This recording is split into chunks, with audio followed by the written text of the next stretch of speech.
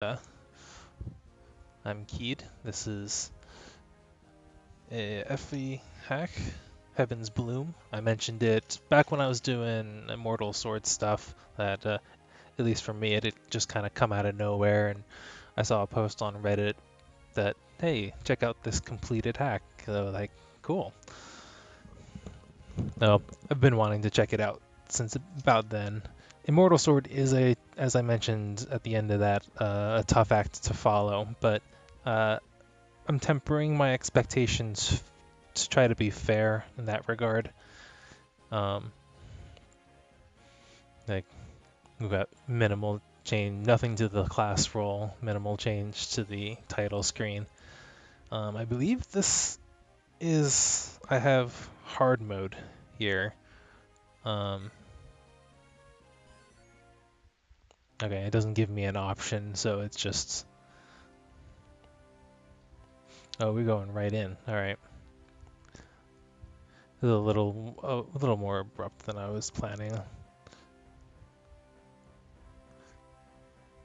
me actually uh, back out here.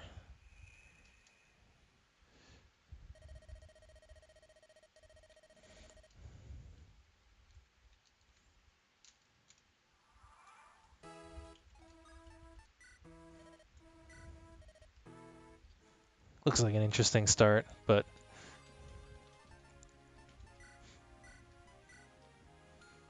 I'll wait until some some of my friends arrive. Not that anyone ever comes on time, but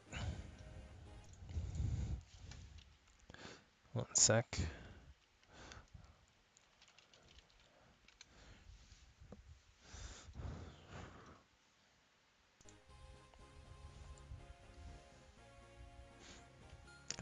Guess I can let the class roll have put something on the screen. I'll put in timestamps for when I actually start stuff.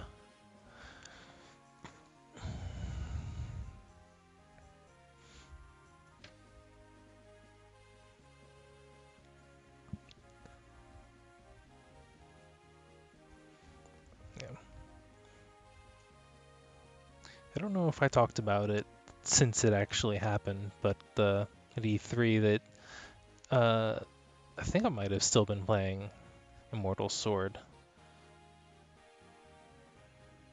but it gives me something filler to talk about in the meantime. But Three Houses, the Fire Emblem game announced for the Switch. Um, there's a lot to it. We didn't really see too much in the trailer, but there's a lot to it that looks interesting and neat, and some things I'm a little skeptical about. Um, but the Switch as a console has always been a when, not if. And when Three Heroes was announced, I was kind of thinking about, hey, now it's a good time to get a Switch, since this game that I was anticipating has finally been announced. And then I kind of backpedaled a little bit and like, wait, what if it gets a special edition console? Like the Fates 3DS, the Awakening 3DS. 'Cause I actually got the Awakening 3DS, and I really liked it. It's a little unfortunate that it wasn't made of the material used to make it wasn't actually as good as the standard 3DS plastics, and it did actually eventually break on me. The hinge between the two halves uh, stressed and then eventually broke, and I had to send it back, and it was replaced, I think, for free, but I got just a standard black 3DS um, as my replacement rather than another special edition. And I liked the bright red one that I had gotten originally before getting the Awakening special edition better. So I was a little upset over that, but it functioned properly, and that was the most important thing. And eventually, I upgraded to a nice red 3DS XL that I have still. But after a little while, it then occurred to me that um, there hasn't been a special edition Switch console yet, as far as I've heard. And I've asked around a little bit. Maybe if anyone, if I have any random viewers that come in at some point, may be able to fill me in if I'm wrong about this. But if since there haven't been any special edition Switch consoles, the game-specific special edition hardware has been Joy-Cons specifically. And that was for Breath of the Wild and Mario Odyssey both. And my reasoning is that if neither of those got a special edition console and just got Joy-Cons, then Three Houses is unlikely to get a special edition console. It might get some nice Joy-Cons. And basically what that means is I can look into investing in a Switch now and not have to worry about, well, I've got the console, I either have to pay again for another console if I want a special edition, or wait and not buy a console at all until a special edition is announced. And I kind of like that. I like that that's a cheaper option of collectibles. I don't know quite enough about the Switch physically in itself to be able to say whether or not it's kind of a missed opportunity for customizing that for special edition stuff, or if just the various stickers and decals that are available third party or custom made are good enough, which most cases those tend to be. So I guess this is probably the better option. And it might be good to get a Switch sooner rather than later so I can get in on that Octopath Traveler stuff while that's still new and exciting.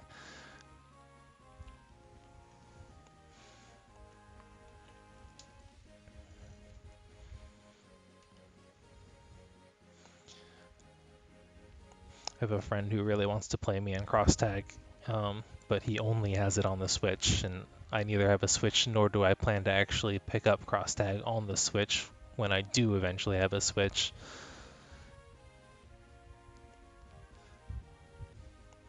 Which is just unfortunate.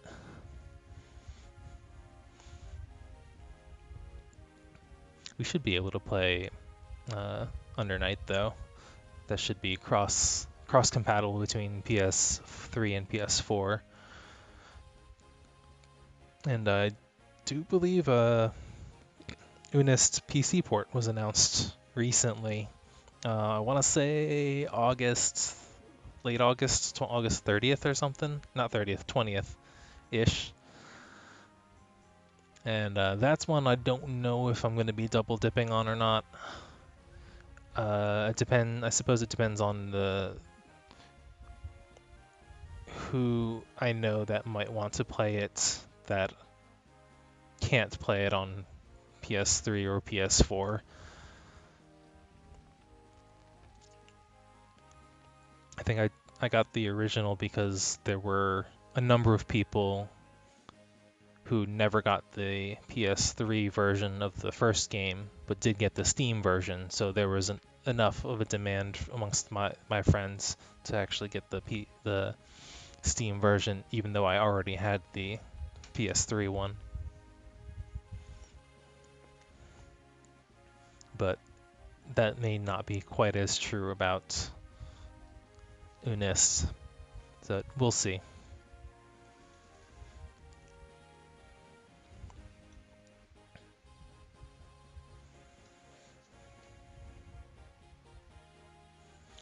I want to say there was actually another completed hack that was announced in between finding Heaven's Bloom and finishing Immortal Sword, but I have to dig through the Fire Emblem Reddit and see if I can find it, because I didn't click and download anything from it as I should have at the time. But it'd be neat if that was the case. And even if it isn't, I've been seeing some discussion on the subreddit, just kind of unit analysis for characters of like The Last Promise, and reminding me that it's been almost 5 years since I last played that, and it might be fun to try replaying that. Um, Going back to Staff of Ages is also an option. Though I may wait on Staff of Ages until later in the fall or winter, because I believe they have a big update planned for the last third or quarter of this year, which would probably be the best time to kind of check back on that. I don't think I've played Bloodlines on stream, so that's also another option. That's a cool hack. One of the last FE7 base hacks that's still prominent, but Gast and his team have done a lot of really interesting stuff, really kind of pushing the boundary with what the ROM hacking is capable of, and taking as much advantage as he can of those systems to tell his story. And it does have more content than I've played yet. I played an older version a little while back, and I think I got to the end of what they had. And there's been quite a bit more since.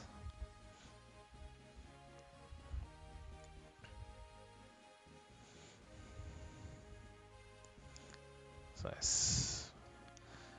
see my view count is incrementing properly, but I'm not seeing any chats, and I'm not sure if it's just because no one's posted or if it's because it's not working properly. Me and my trust issues with this technology. I'm just gonna check the site real quick and artificially inflate my views for a moment. I'm just gonna check the site real quick and artificially inflate my views for a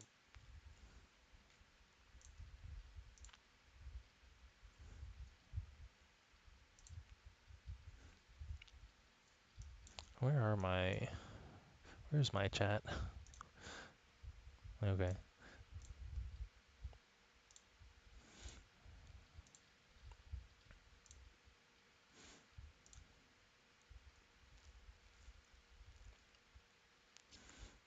Oh, hey. All right.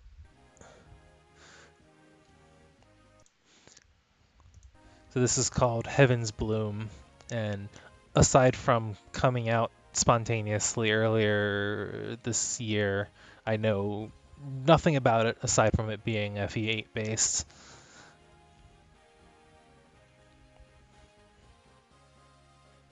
So going in completely blind, gonna Iron Man it like I did with Void Split's adventure, unless like it looks like it's gonna become unplayable or something, because as amateur work, it's entirely possible that it's not perfectly balanced yet. So I actually would be very surprised if it was, and that's not the developer's fault per se.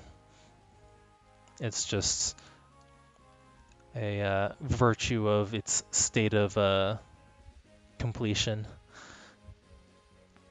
I believe this is version 1.1.2, so there's been a few revisions so far,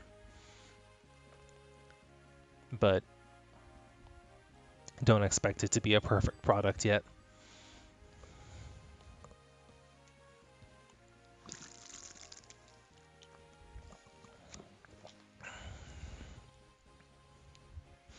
Another friend of mine that I know in part through the Fire Emblem community on Facebook and in part through Grand Blue, that she's actually working on her own hack, and that's a follow-up to kind of a sequel to Sacred Stones that involves children of her what she believes are canon pairings for those characters, and hearing her talk about it from every now and then kind of makes me remember my time messing around with FE6 in Nightmare, and that was a time.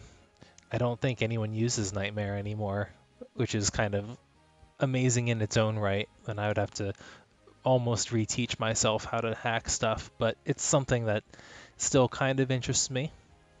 I just don't have time for it at the moment.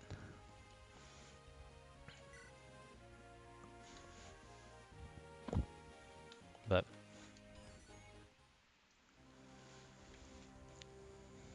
in the land of Adestria, there once lived two different races, magical beings known as Fae, warred against humankind.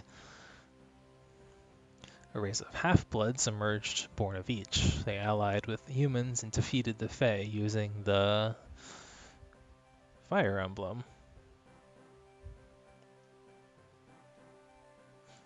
That was a little cheesy, to be honest. The Fae were wiped out.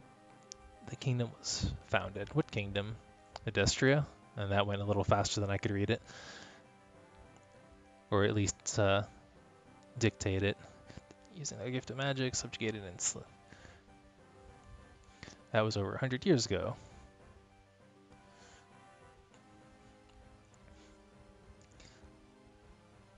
Noble siblings search tirelessly for an ancient tome, joined by their trusted servants.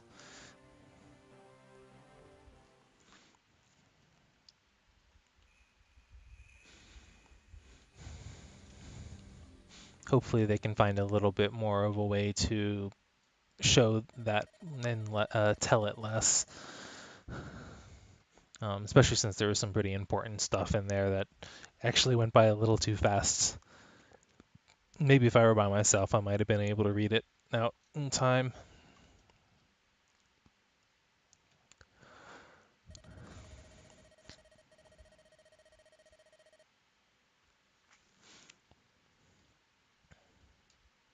These mugs are a bit rough around the edges, but that's fair.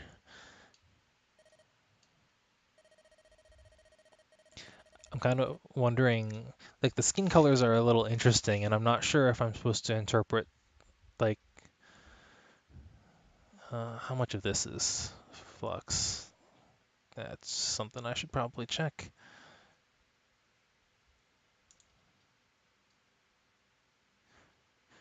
All right. Now, some of those skin tones are a little interesting. Like this girl that just appeared honestly looks undead, if I had to guess, just based on appearances.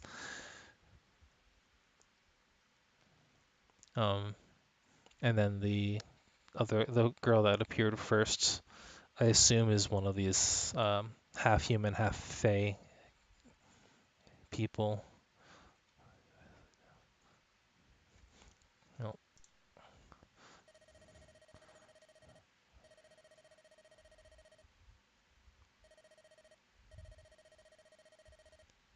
No, that's not something you should be doing either. You need to kind of find a way to illustrate some of these actions without having to resort to asterisk actions.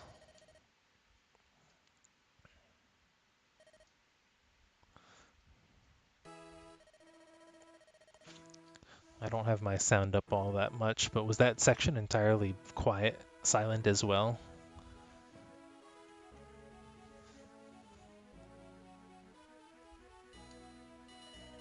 The custom music's nice. I'm not sure if it's appropriate to the atmosphere yet, but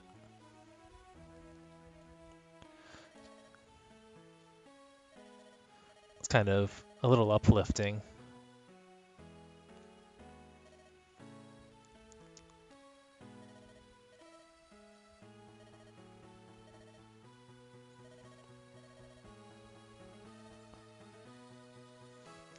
The guy's name is actually Hans.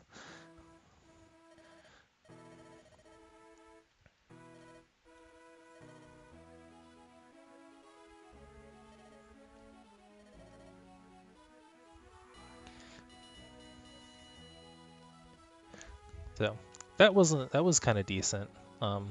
It was kind of using dialogue that characterizes or offers a little bit of characterization. You kind of see a bit of their personality, assuming that it was representative of their personality, while also suggesting two potential courses of action. You can either use the mage to attack or use your warrior or your fighter and Myrmidon.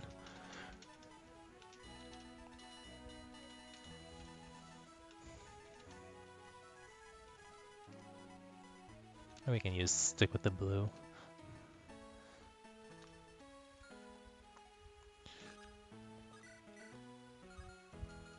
Hands axe. It's a hand axe. Hands axe. Hands axe is a hand axe. Yeah, I kind of figured he might be mute after his pantomime. But he is a slave. Both of them are. She didn't really seem overly passionate, but it was just the opening dialogue. Wrath's pretty nice.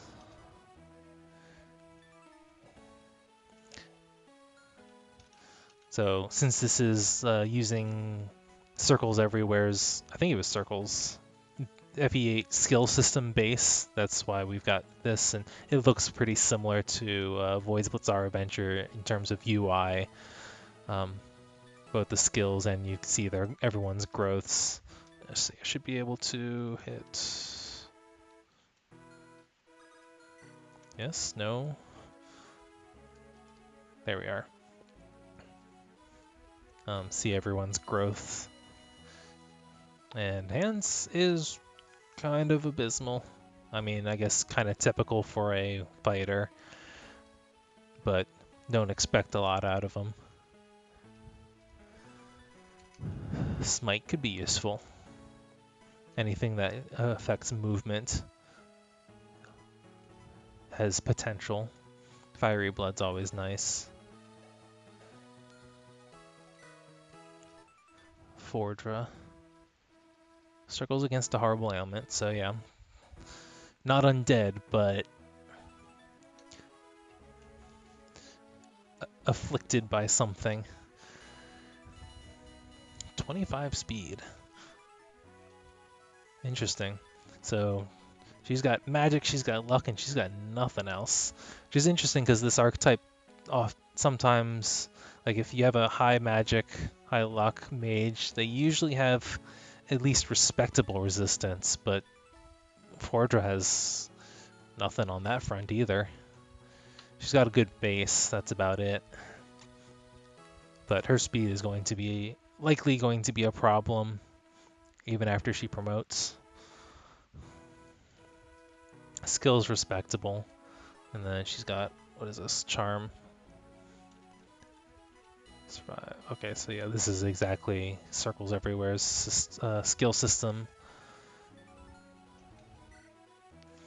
I always gotta check here. Savior's nice, kind of neat. He only has 6 aids, so he's not really picking up a lot of people.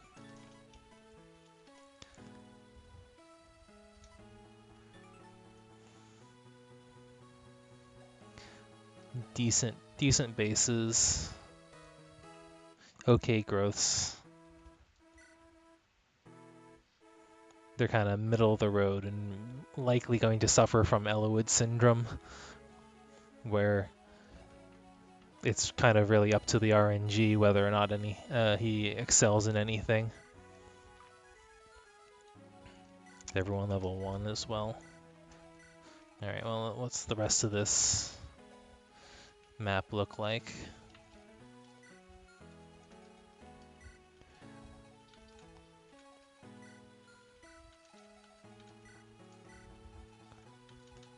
Alright, sees the stairs.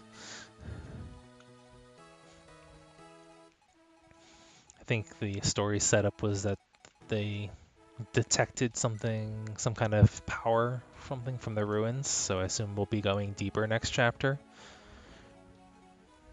Which, honestly, this is a refreshing change from the typical bandit opening that Fire Emblem games are in general fairly guilty of. They have not exactly made great strides in breaking away from that trope at their beginning, and there are a lot of different ways that you could do intro tutorial chapters that handle things better than that.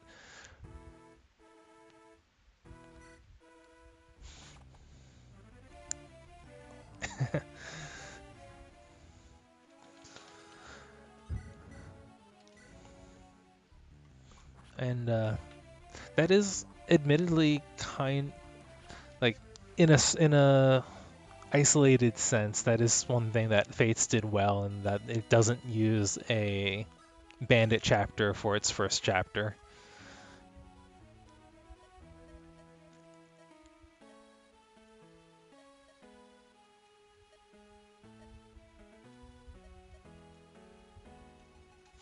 Not bad. All right.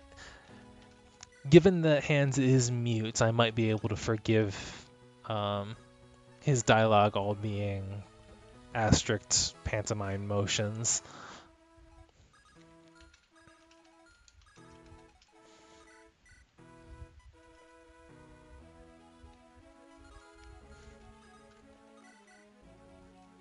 Okay.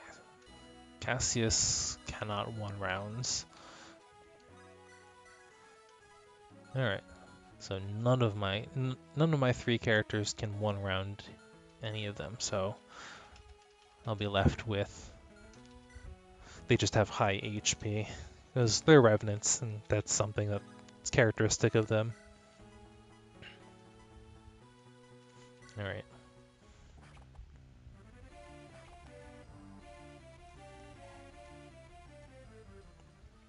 I probably should have gone for the other one, actually, now that I think about it.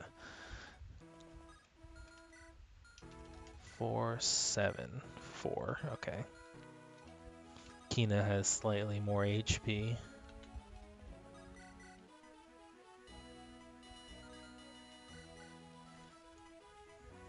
And this is with Duelist Blow, so they actually have a pretty decent chance of hitting her on next turn.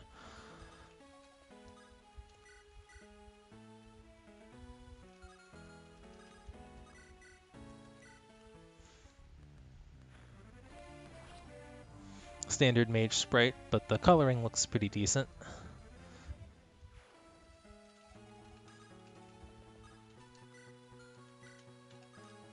What do I have? I have a Men's Staff with 22 uses. Alright.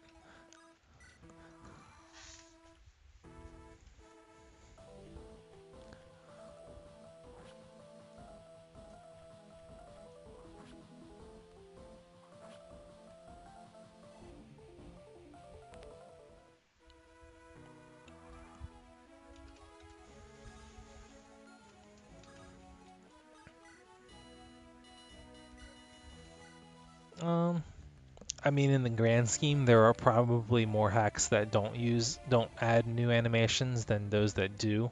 But that's kind of a statistical argument, just in the fact that there are a lot of hacks and a lot of, if you include like unfinished hacks and stuff, and I'm not sure that's necessarily a fair assessment.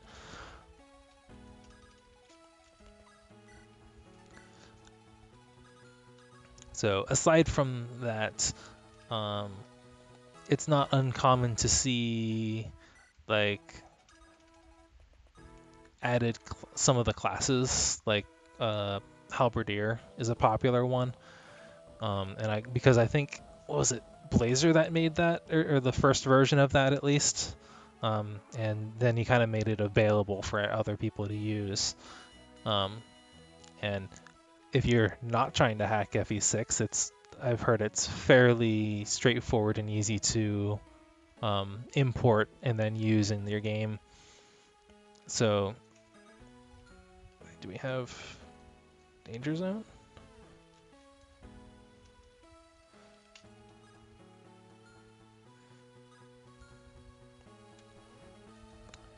sure we may not actually have danger zone here.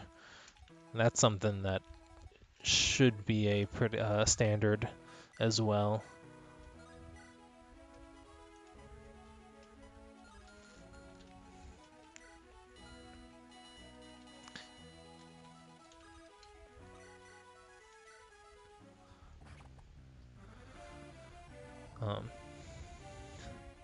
But very few hacks go through the lengths that Mortal Sword did to update or add animations, though. But that is an outlier. 3, 3. Am I gonna kill myself by accident here? 10 and 10. No, should be fine.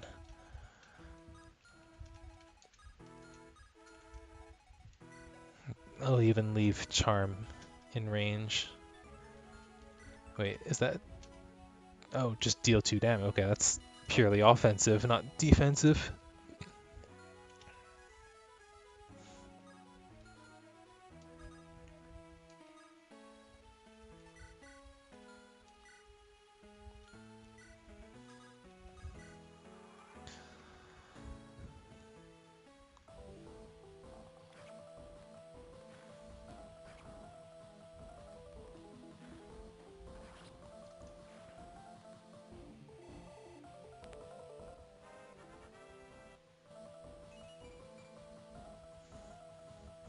Got a lot of skill. That's kind of interesting.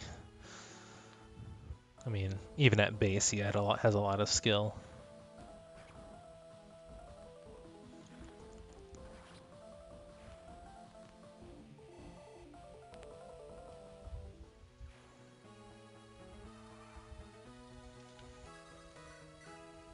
I know Hans wanted to break down that wall, but I want him to take care of the Lance user first, and then we can break down the wall.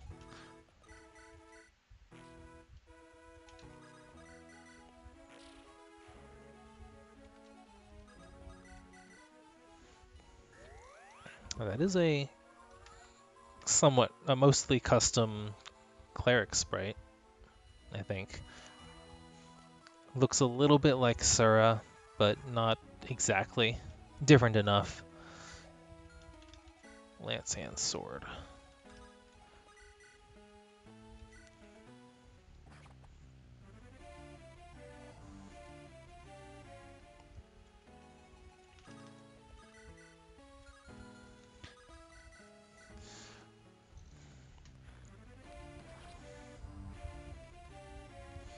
Between Immortal Sword and Fire Emblem Heroes, I might be a little overcautious here, but it's not awful. Especially since I don't intend on restarting on deaths.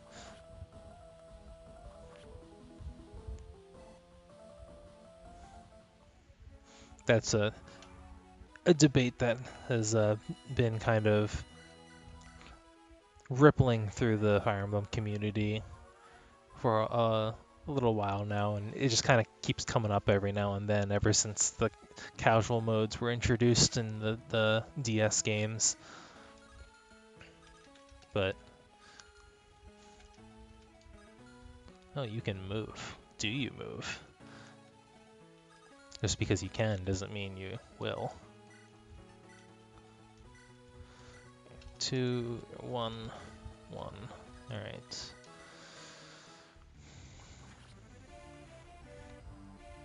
And a lot of people who play on like the classic modes do so as a point of pride, but there's also a lot of people who play classic but then reset whenever they lose a character, and one of the big arguments is how is that different from actually playing on casual mode, because you still clear every chapter with all of your characters intact, even if you made mistakes and lost characters.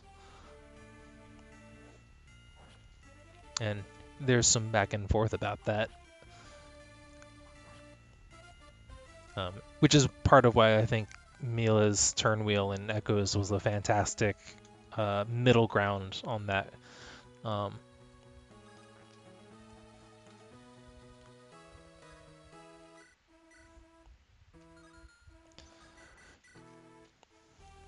because I think, let's see, for people who argue for the classic mode, they say that in casual mode, if you lose a character and keep going, you aren't necessarily learning from the um, or players, especially newer players, are less likely to be able to learn from the experience, from the mistake that lost them a character, compared to having to redo the chapter and face the situation from from the perspective again, and kind of taking measures to correct for the error.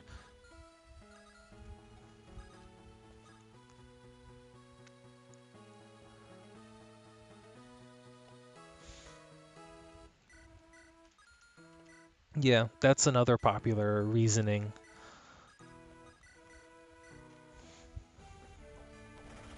Oh, is this Void's right? And that's kind of what it boils down to. But at the same time, that's still a preference, and it doesn't account for RNG nonsense. And it also kind of assumes that players don't learn from mistakes rather than thinking, oh, I lost a character to this, and just kind of assumes that they aren't going to think about why they lost that character and instead just move on with no real regard. And that may be true for some players, but it's definitely not how I play.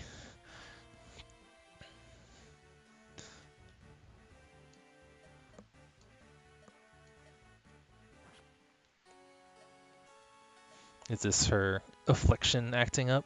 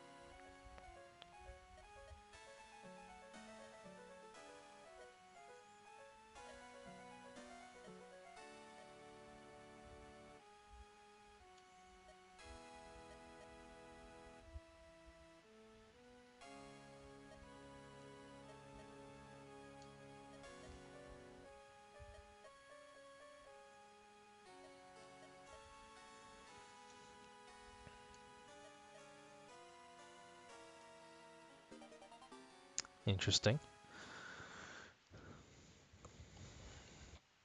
Um, but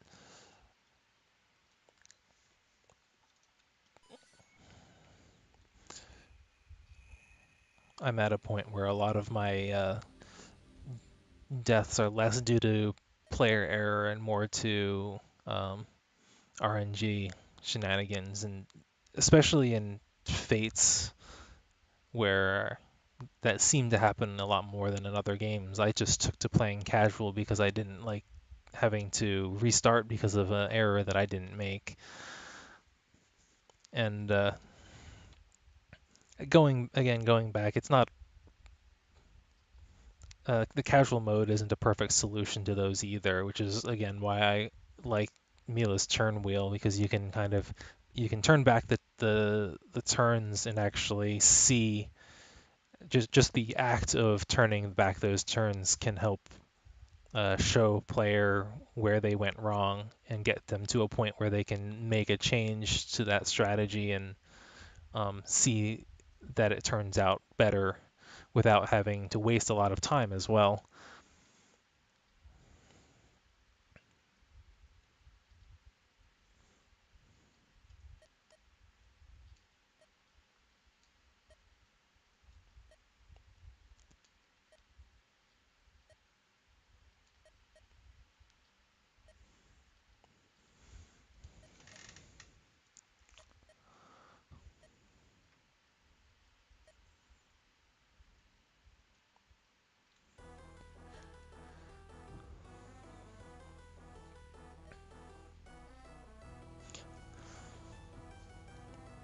It's not should enemies crit. It's not something I like, but I do think it should be a risk.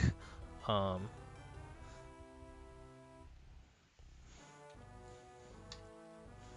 espe- um, and but mostly if there are ways of like dealing with it, like if you can have like a high luck character that can reduce the chance of crit. If you have supports available, that can also increase your crit evade.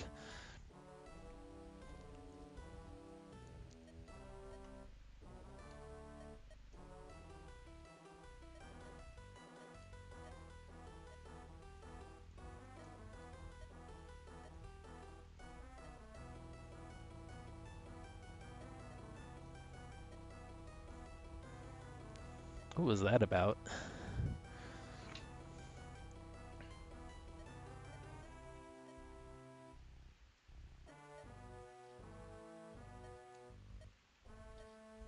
Oh, as Holy predicted, here are the bandits. The bandits were coming, and here they are.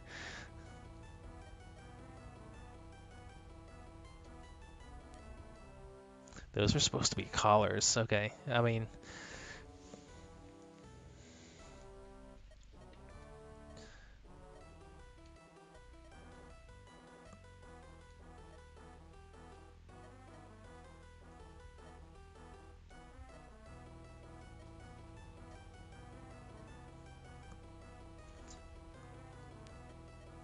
that's what sets him off. All right.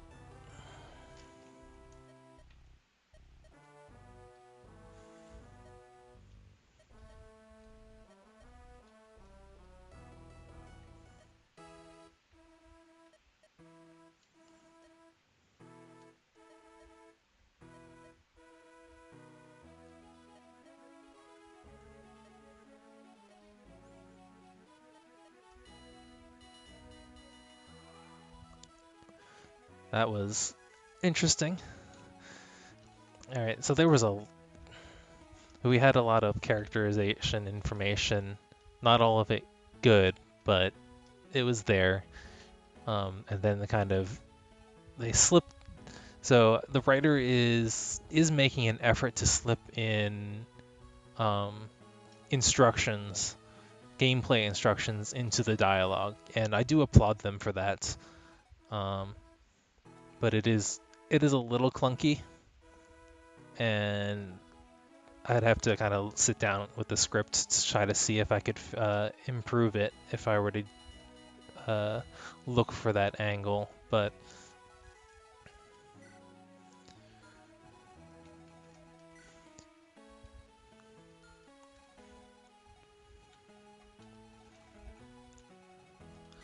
so Derek was actually not the bandit leader that I kind of thought he was originally, because he was the only one that appeared.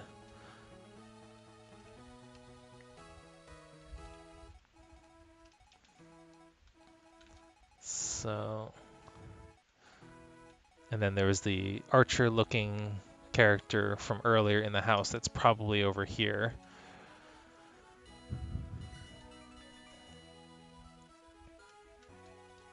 What do you have? Nil. And then strong repose. Strong repose is likely the class skill, and then nil, nihil. I'm not sure I've ever had to actually pronounce that word out loud. Now that I think about it, yeah.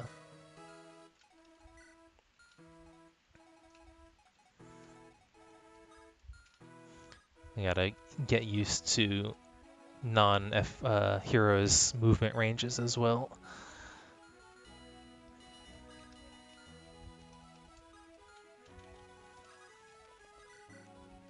So what is this? Horses and armor. It's not super powerful might-wise, but it's got really good hit, good crit, and good weight. And he can, in fact, one round that archer. Not that I've heard, but we should actually be hearing tonight or tomorrow. Now that I think about it, it is soon.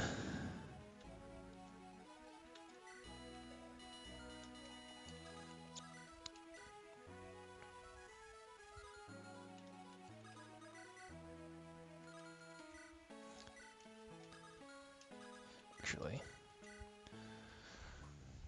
Oh, nice. I've been hearing the rotation says that we should be getting a blue hero.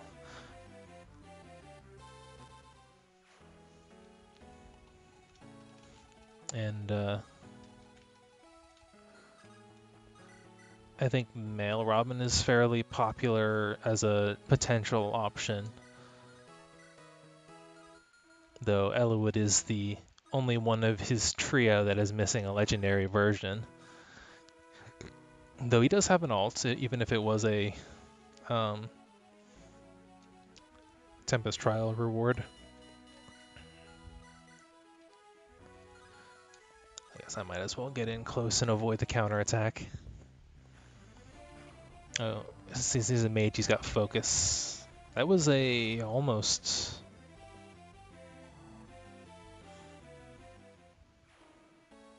Oh, that was a custom custom critical animation for mages. They do a spinny thing normally. Yeah, I don't personally want Robin either.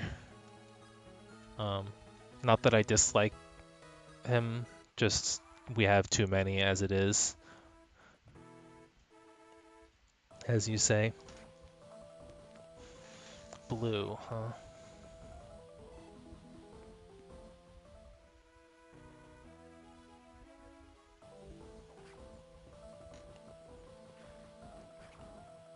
I don't know.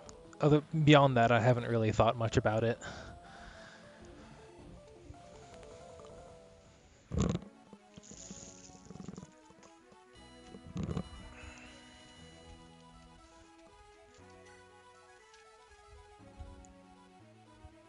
Oh, okay. So like Derek doesn't have a talk field yet. So I was thinking maybe one of my lords, but I'm actually thinking I want to get the archer guy and then bring him over, which is not really great design-wise. That's a lot of wasted turns.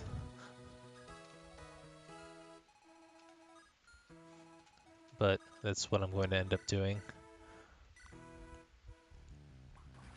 Beast units would be neat.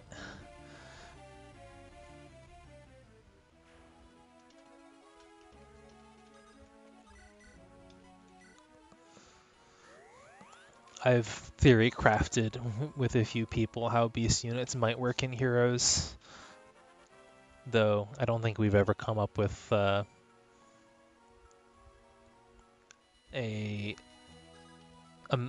setup that I really like for them though.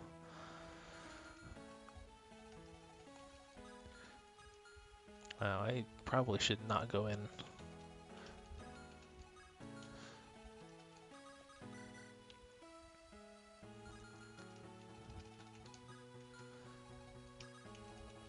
Oh, actually, he's probably going after the house, isn't he? Alright. Can Fordra take a hit? She's got 20 physical soak.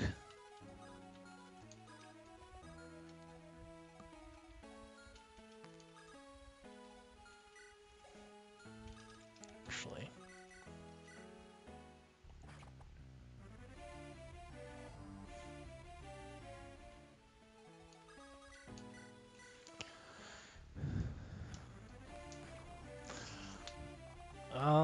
That's a bird is it beast bird dragon trinity would be interesting. But oh, okay, he's gonna go after her.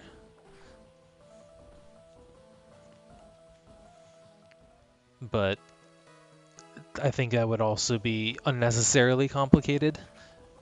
And so far they haven't fit in. They fit all of their new stuff within the existing weapon triangle, so I doubt that they would introduce a new triangle. They would just expand on each individual color.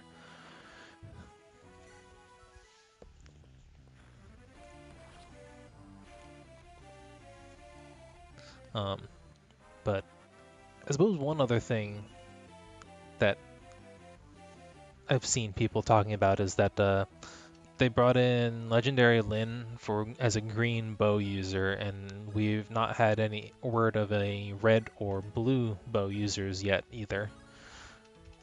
So it's possible that we may be filling those slots.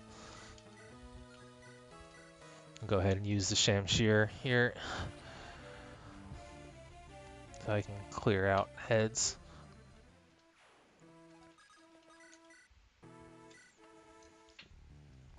Hands has some really good accuracy for axe user.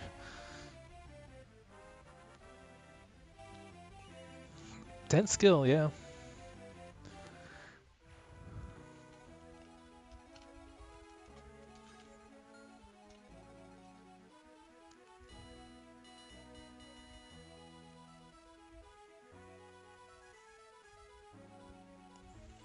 I don't remember the element rotation, but I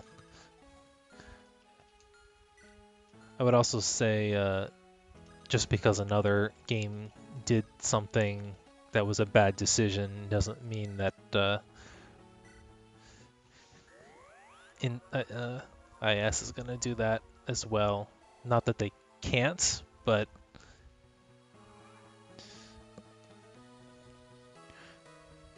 very few of their recent bad decisions have been gameplay interfering, I would say.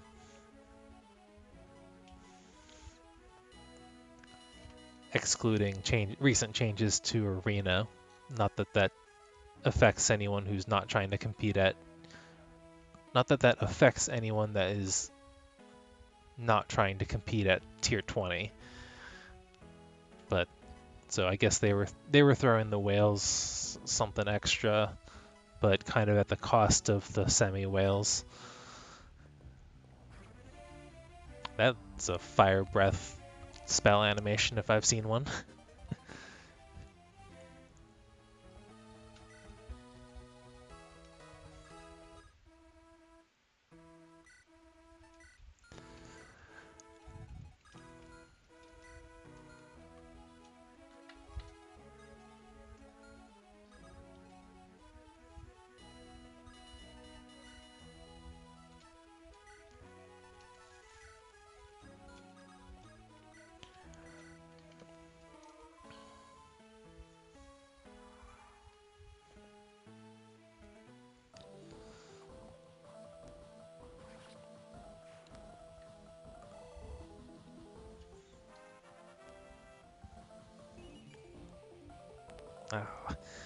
Well, growth rates weren't, well, I was gonna say growth rates weren't fantastic when I was looking at them earlier, but that also might be more of I'm used to looking at 3DS growth rates recently,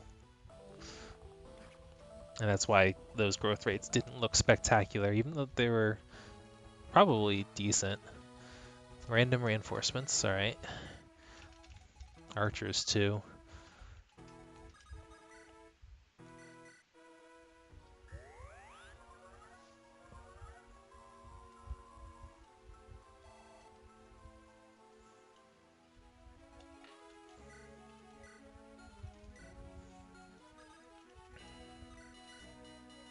I could play FE8 girls again too on stream. That was an interesting hack. Speaking of mage thieves.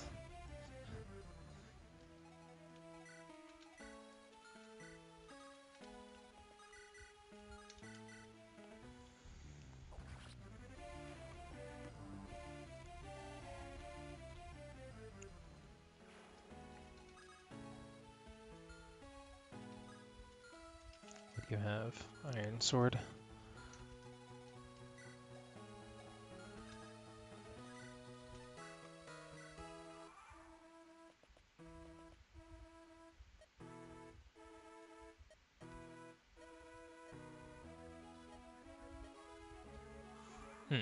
Interesting. See, that's at least a justification for those reinforcements that I like.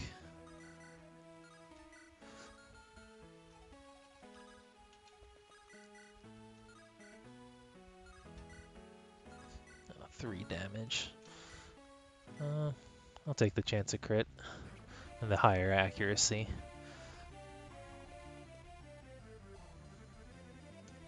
I always like seeing female generic enemies as well. Just it kind of helps add some variety.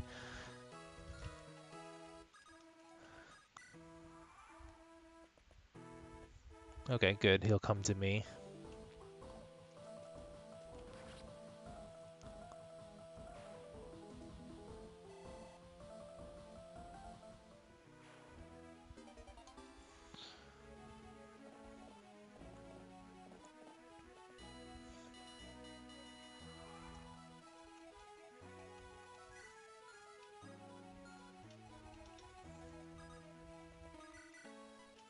Three and 4. Hand's gonna tank all of them, all these guys. I need these two to switch places.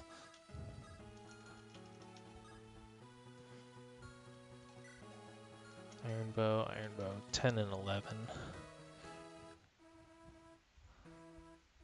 So 8 and 9.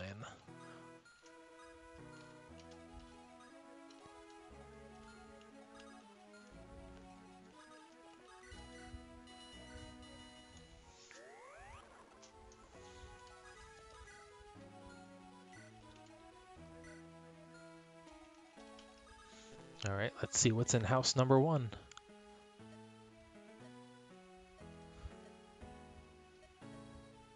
Oh, all right. I kind of thought he was Cassius's slave as well, just because Cassius is the only character so far that's been referred to as master. But now that I realize that that black band around his neck is supposed to be a slave collar.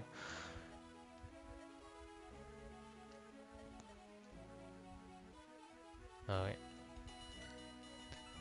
Bring it. Yeah, then I guess he's just a slave of someone else. Oh, this is a little backwards. Patience is usually a mercenary skill, and usually archers have prescience, which is plus 10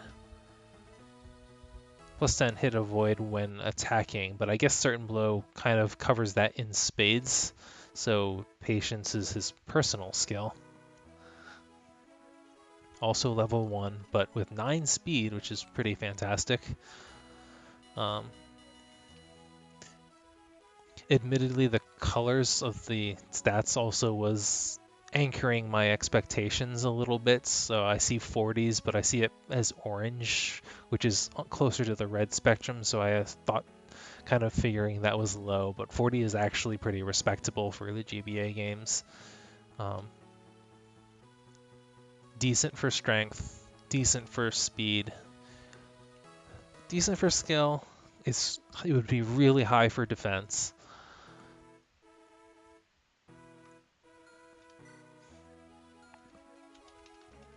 But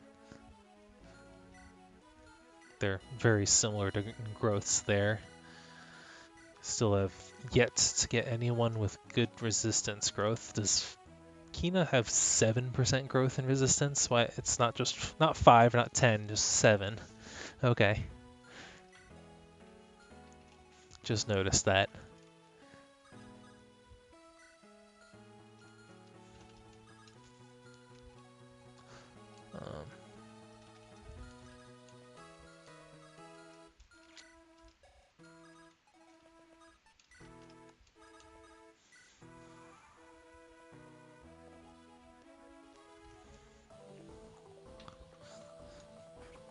Yeah, weapon triangle advantage against all, well, 2 out of the 3 cavaliers. And the one that doesn't has advantage over me, over hands, actually couldn't reach. All according to plan, I swear. And one of these, yeah, one of these 2 hands actually is even fast enough to double.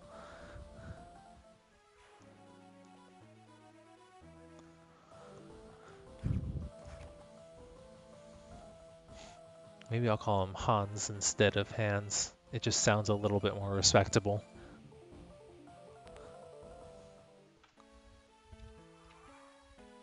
Alright, gotta clean this up now.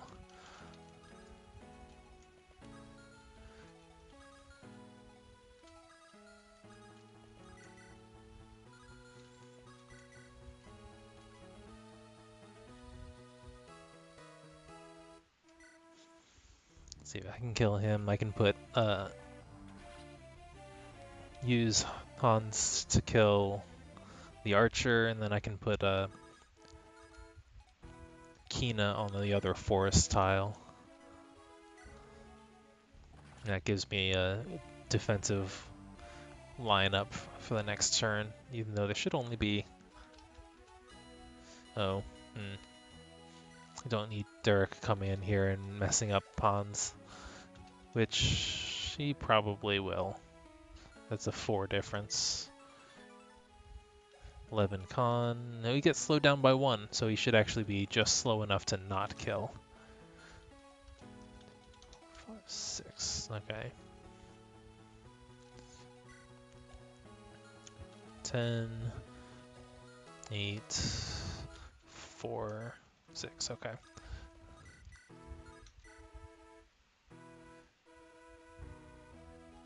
The other question is, can I not accidentally kill Derek too? Then that'd be great.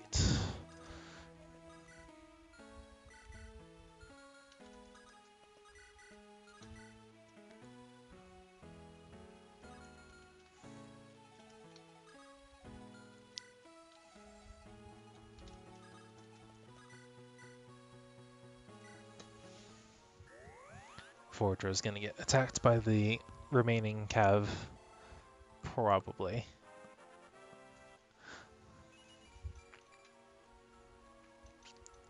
Hopefully her luck is snowballing quickly enough, so I now have enough attack to finish off this cav with Kina, thanks to Charm.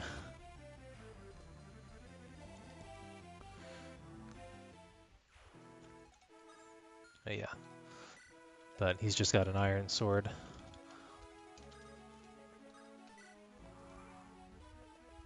Oof. And that accidentally killed. Of course. Is exactly what I was hoping wouldn't happen, but at least she got a decent level up out of it.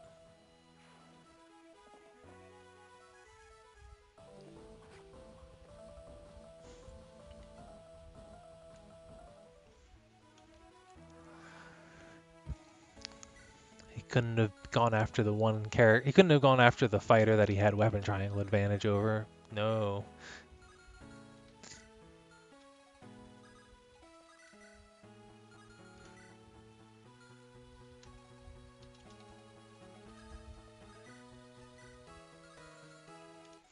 Well, Cassius didn't look at it at first, but he's really overpowered.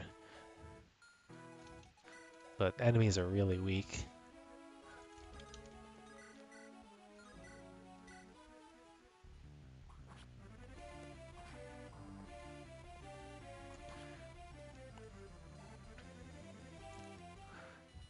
It crossed my mind, what if that hits? And then I made sure that she had enough health.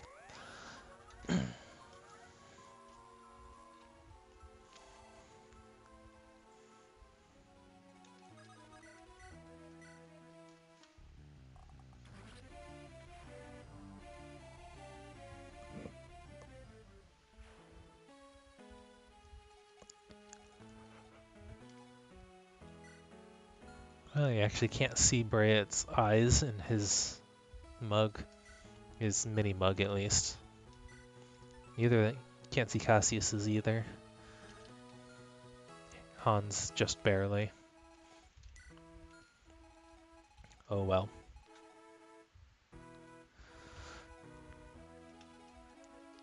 Well, I'm assuming that the dark brown skin is, since it's shared between the slaves, I think it's an artifact of their half Fey blood. Cassius, I'm a little less certain about, considering he is supposed to be human in one of the slave, as a slave owner. Maybe story-wise he is part Fey and he's hiding it. That'd be neat.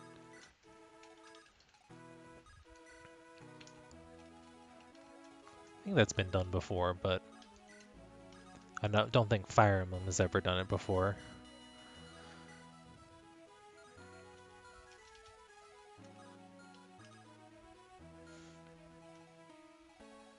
Well, I think that's again kind of a, I don't want to say realism so much as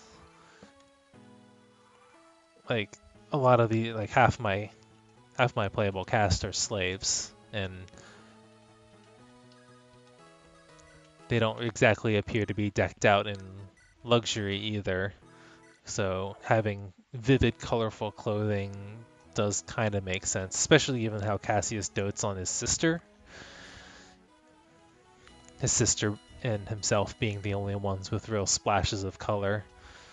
Kina's got a little bit of red, but we don't know anything about Brayet's master. It is a little dreary. But I wonder if maybe that the creator could alter or work with the tile sets to kind of dull down the brightness of this road and kind of make it a bit more of a unified aesthetic, that things are a little bit more drab.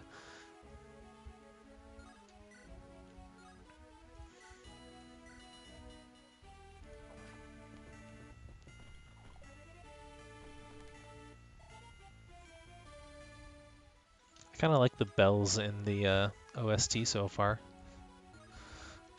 I'm not sure if it's actually taken from something else or not. I'm not listening real closely to the music, and I don't recognize anything that I have heard.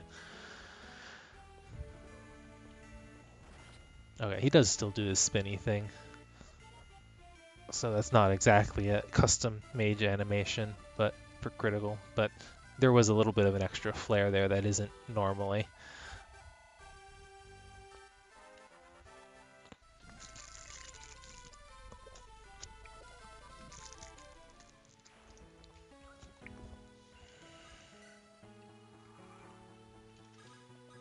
All right. Merrick.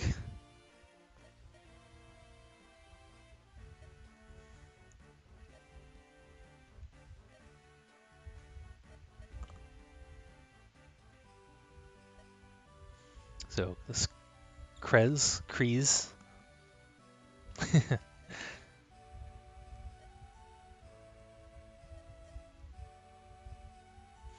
Been going for a week, but it only just now actually threatened Brayet, huh?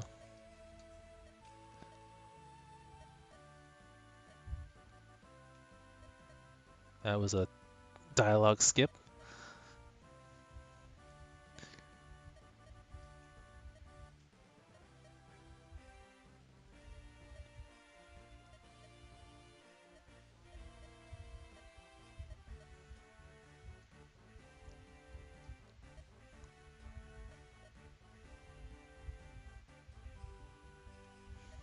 All right, it's a lead, a convenient lead.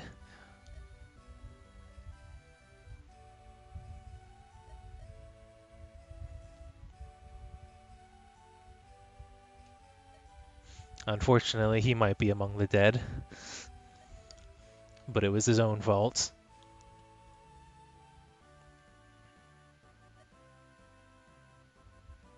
Me too.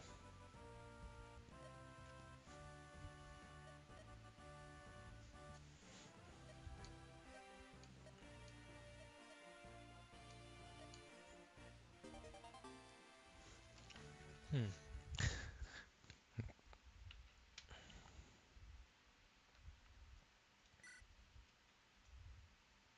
Marching on.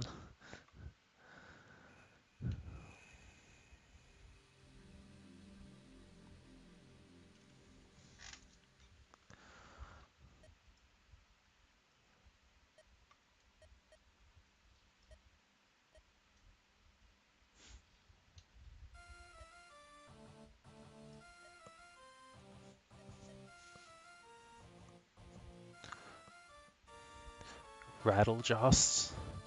As DLJ is an interesting combination of consonants with no vowels between them.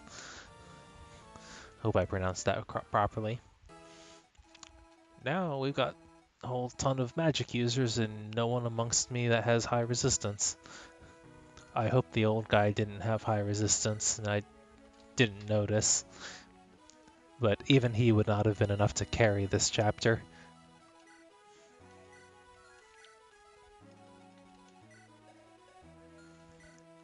6101.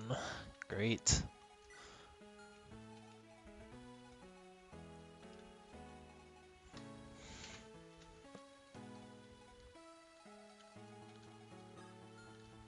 All right.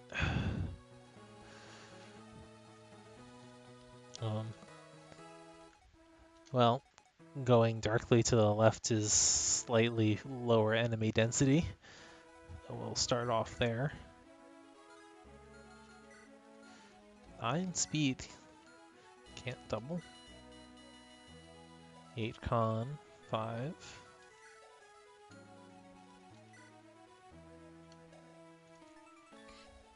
5 speed, right? Should be a 4 differential of 4. Should be enough to double attack, but I can't. Wonder if they changed it to 5. I'm not being slowed down. Oh, is this... Oh yeah, there's spurred speed. Okay, that's what it is.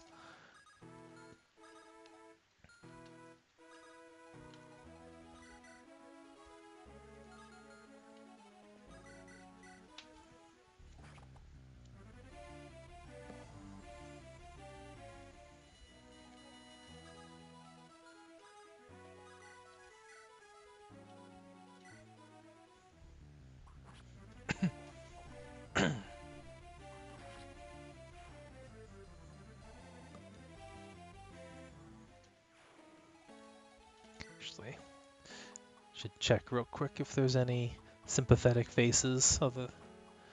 And doesn't look like it.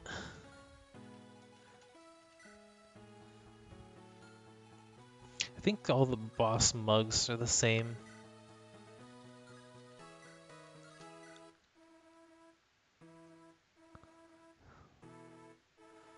Oh, that's Icelandic.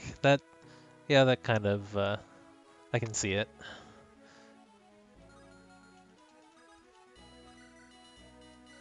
That's enough to kill.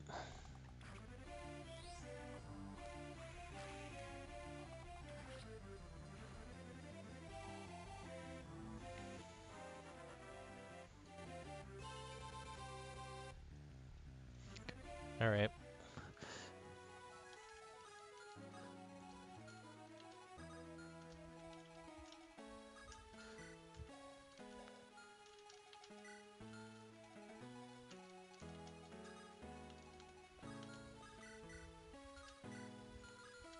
He can kill.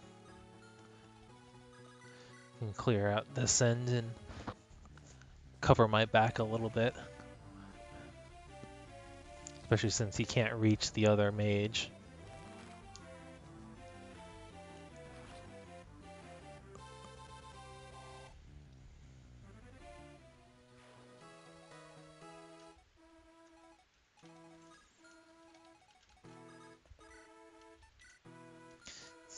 The Heal staff has 33 uses. You know what? Let me see real quick. 27 to 41 is more than 10 or 11 experience points, so that's probably where that came from. I remember when I was messing around.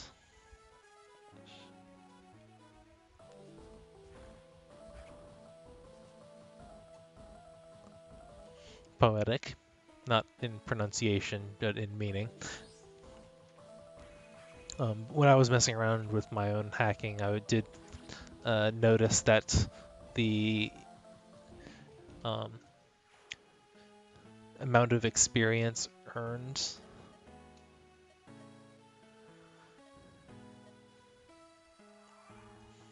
by using a weapon was tied to its uses. So when I tried to increase the amount of XP that healing gave, it inadvertently increased the number of uses that the staff had. I'm not sure if it was actually straight experience or if it was weapon experience. It might have been weapon experience, but that was an odd correlation that I noticed. That's a lot of crit. Enough crit to be worried about at least.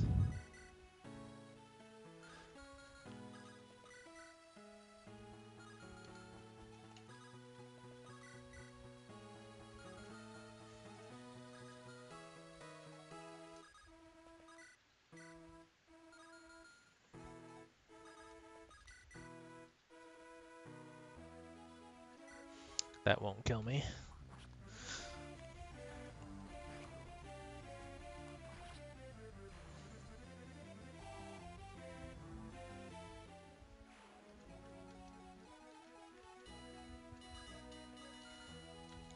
Alright.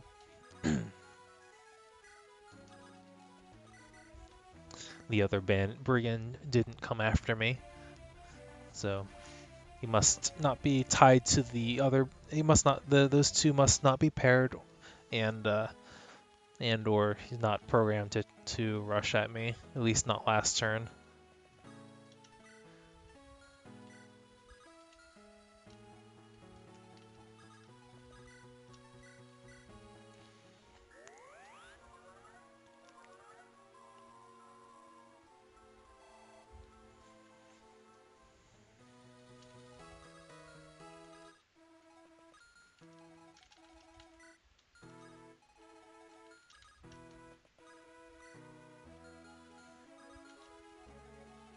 No, I should keep moving forward.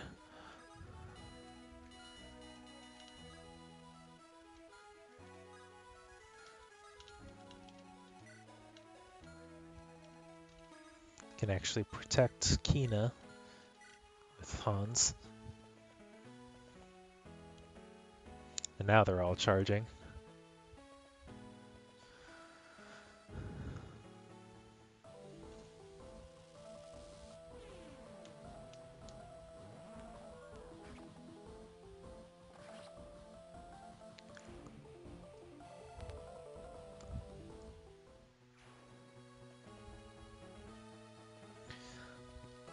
Though it is good to indicate a change in AI behavior with a dialogue cue.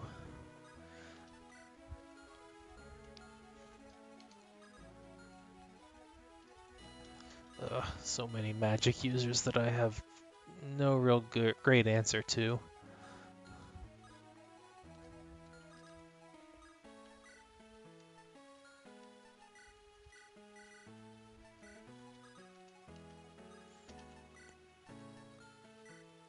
Alright, sure.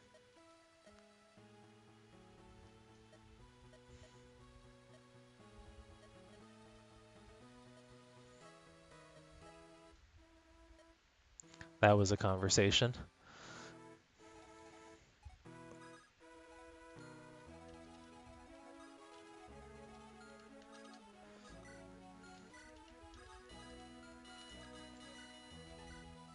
Alright, it's moderately interesting the fact that since I have no res tanks, I can't just barrel through the mages coming in from one direction, but it does force me to then deal with the physical units coming from the other direction, and I don't know how intentional that design was.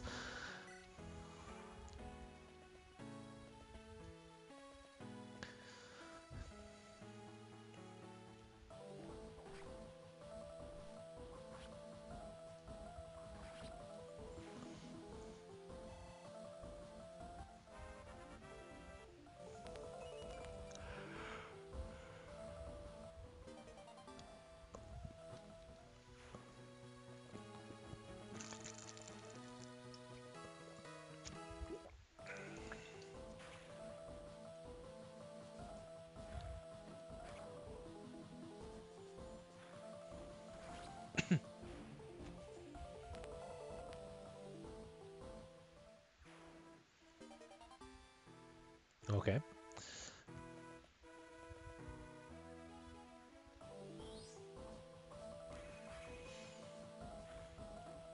Yeah. Enemy density might be a little high for such an early chapter.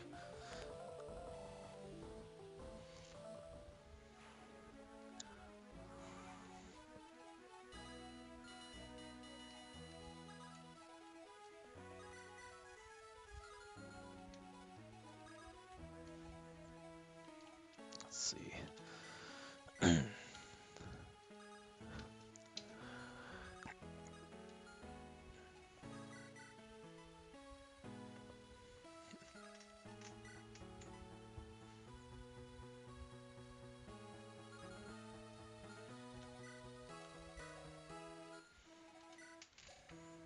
You got an iron blade too.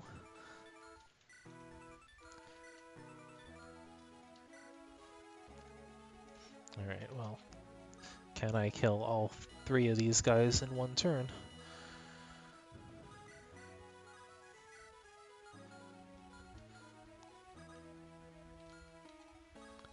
Four, five.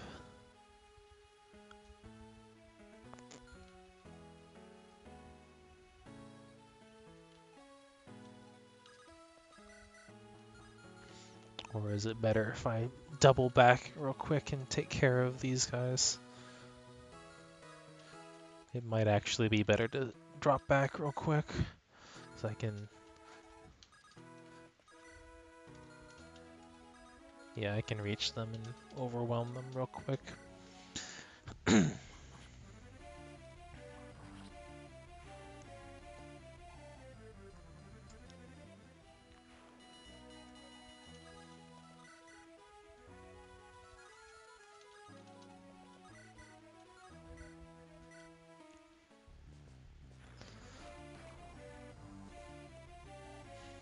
Mostly because I've taken a little bit too much damage to rush forward.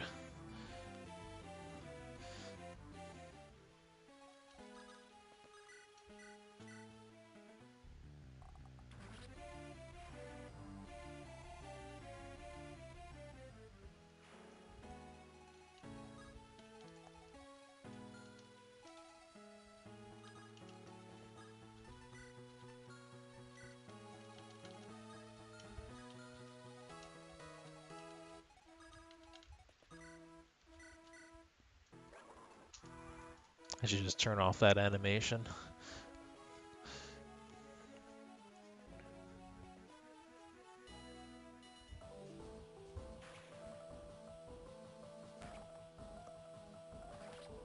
Cool.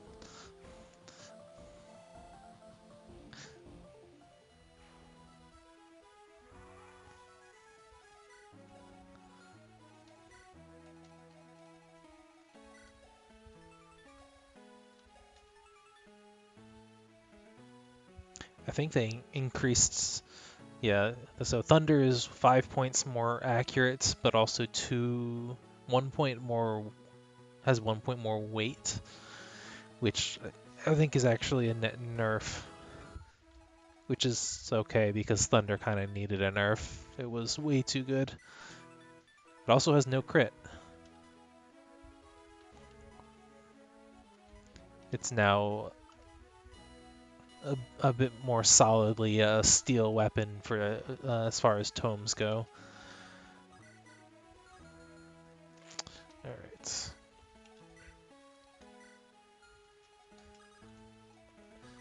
Now that we're pushing in the other direction,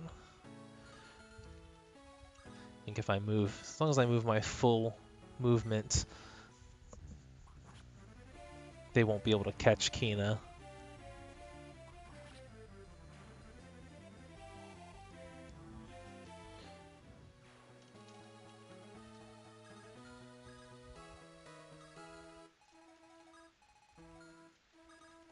That might be okay. It's just an iron sword.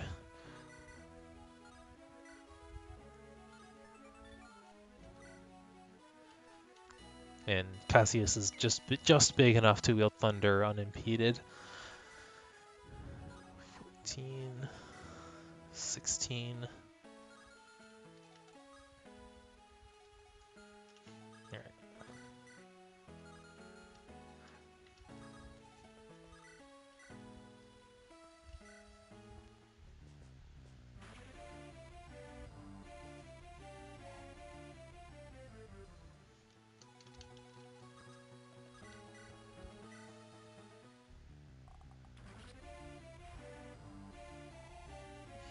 Not bad.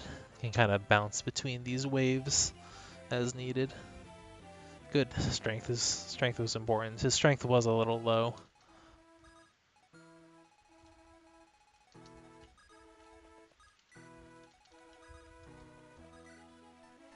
And it should be out of reach of those bandits, those brigands.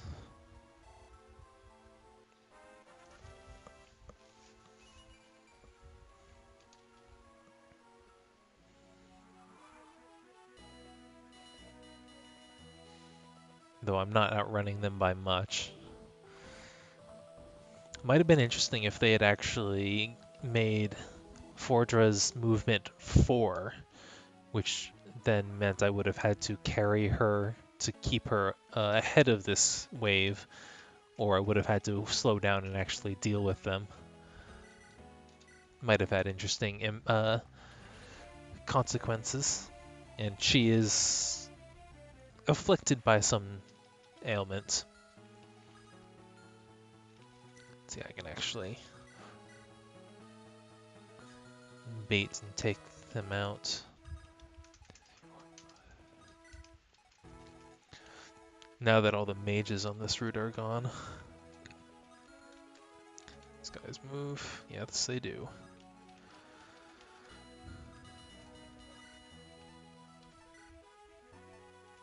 Actually, I'll keep using the thunder since it has more uses.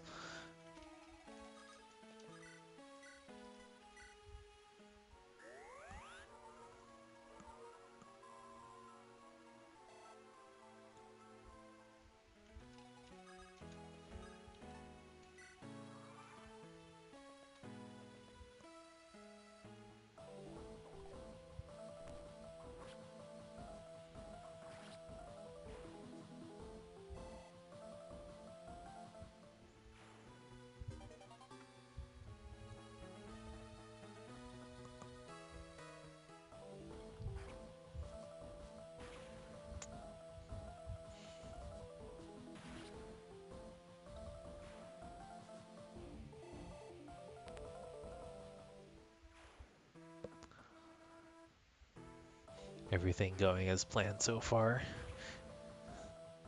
Took a little bit more damage than I had hoped, but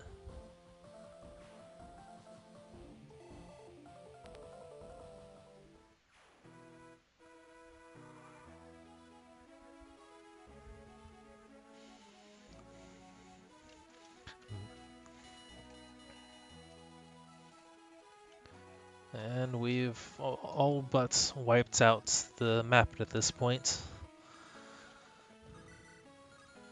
Oh, this is a fast brigands.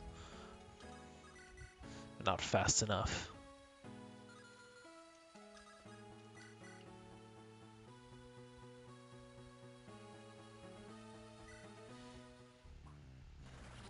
Because, you know, Myrmidon stats.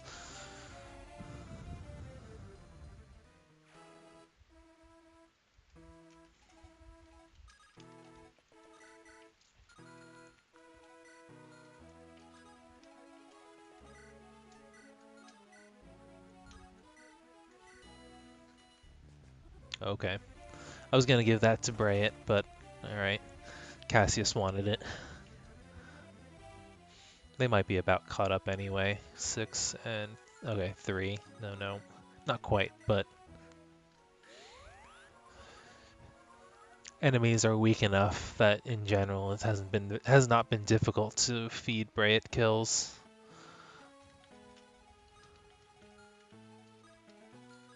So both of these guys are gonna attack at the same time. And they both have Malefic Aura. So they effectively have 16 magic attack each. Lightning. Lightning does not have any crit. Interesting. What's your personal skill? Oh, Pursuit. Interesting. Not as important as it was in FE4, but that's for the better because FE4 Pursuit was dumb, mostly in the fact that it was arbitrarily necessary.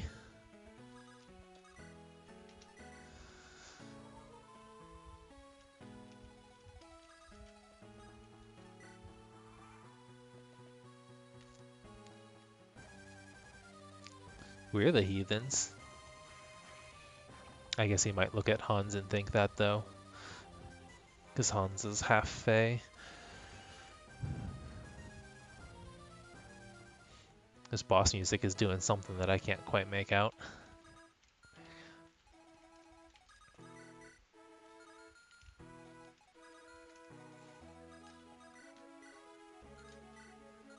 Ooh. 15. Leave him with 1 health.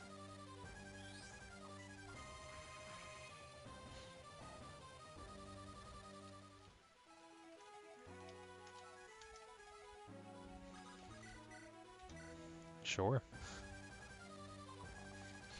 Yeah, it's definitely the last hit on boss's guaranteed crit animation. Whether it crits or not is completely irrelevant.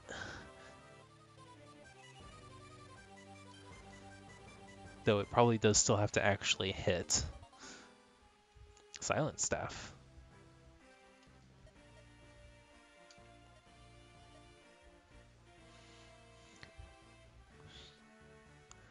No, Ratlushed.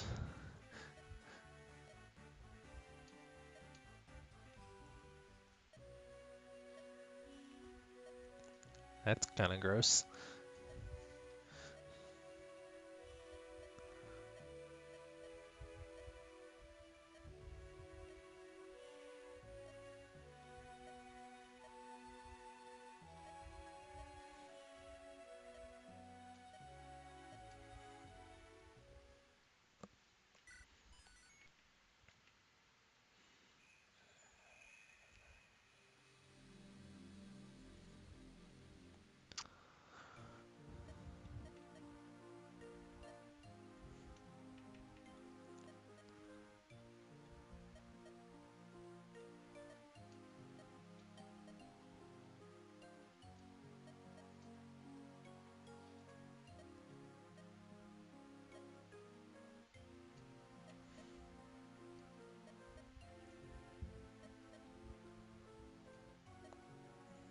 Wait, we found a rusty old sword?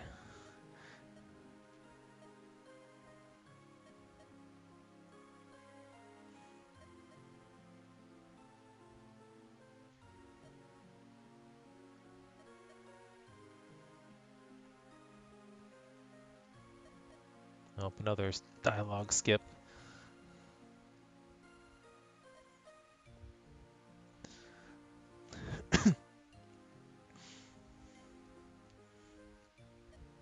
Well, I appreciate that they're not trying to make their main character charismatic and likable.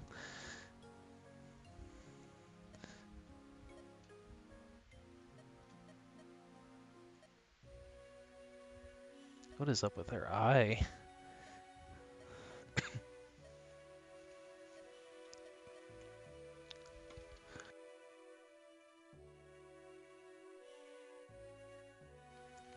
Excuse me.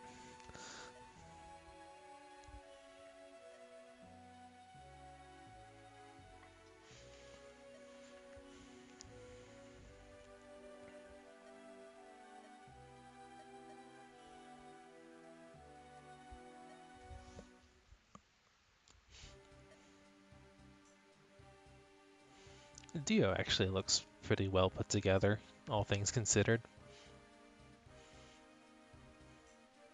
I think the pixel artist in general needs a little more. I'm definitely no pixel artist myself, so it's completely amateur uh, critique on my part. But I feel like there's something off about the outlines, in the way that colors meet each other seems a bit off.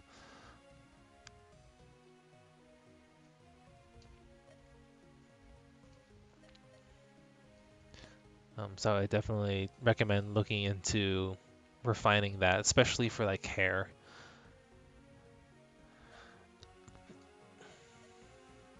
How does the uncle not know about this?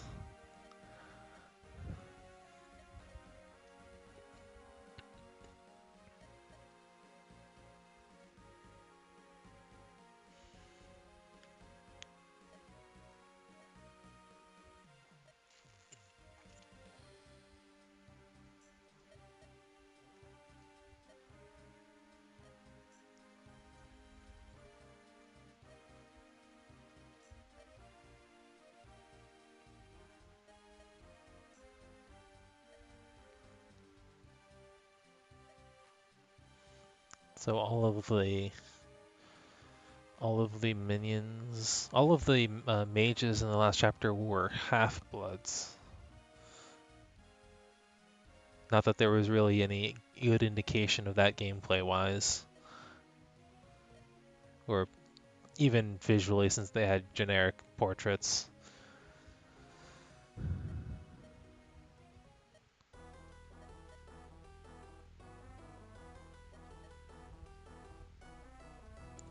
What is going on? Where did they came from? Come? What just happened? All right, that's kind of neat. I like that idea. Like an NPC that's actually going to be helpful.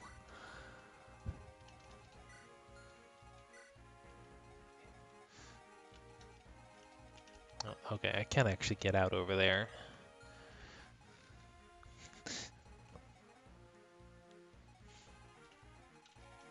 Got an assassin enemy already, who does in fact have lethality.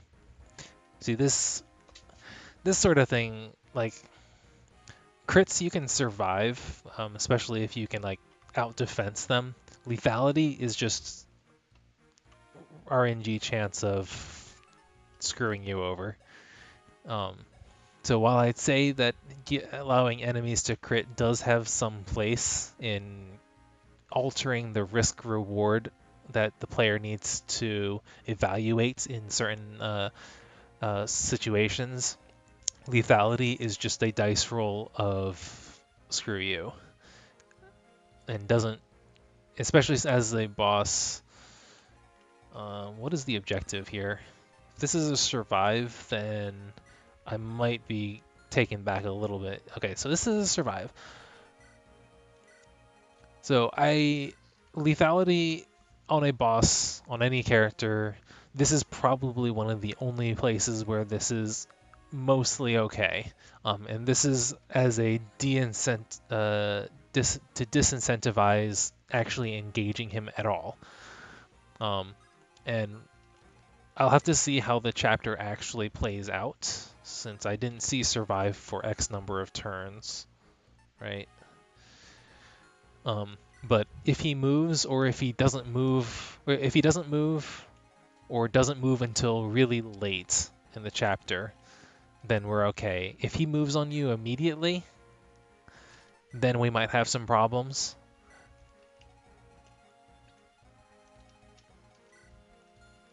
So far, map design as a whole has been okay. It hasn't been. I'm not sure where, if I'm giving more credit than credit's due in certain spots, like the whole waves of enemies last chapter and how I kind of ping ponged between them. While I found that enjoyable, I don't know how intentional it was, that it ended up that way. So I don't know if I can give credit to the map designer for that, but because of that, I'm not entirely sure how much I trust the map designer yet. And this will be a good test for that to see how the designer handles a character that is basically a lose-lose, almost a lose-lose situation for the player. And if I'm forced to engage him in any way, he does fortunately only have one range, so I can pick at him from afar. And Cassius is pretty strong, and Brayet is there. He's got good skill. Do 7 damage, 9 with charm. Assuming we don't get any level ups.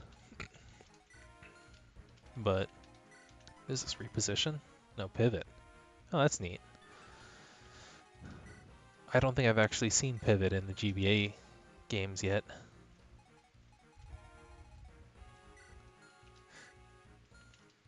Which one's face edit Rennek? I think this is Renek's hair. Cassius is a face edit of Glenn.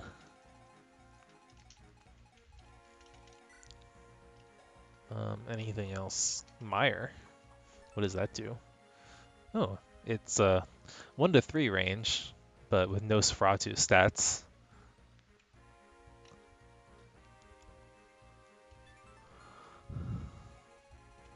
One to 3 range is not cool.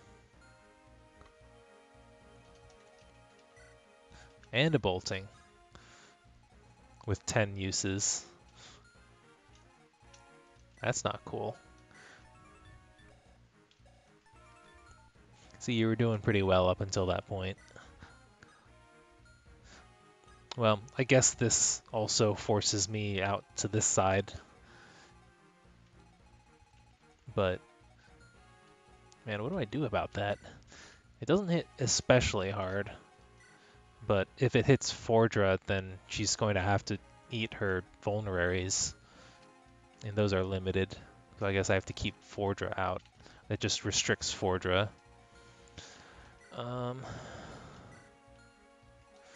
I did get a silence staff. I could silence him.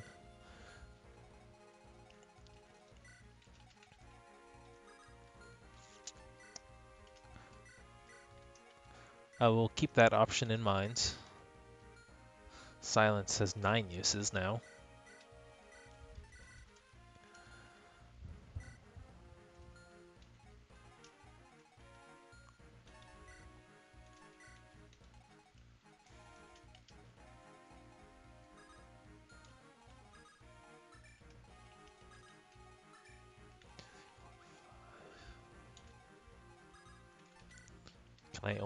Okay, so this is a 1 tile opening. Thunder. Shine. Alright, so I just have to deal with Thunder. Depends on how stingy I want to be with Silence. 9 uses is a lot, but I'm also right at the beginning of the 19 chapter hack.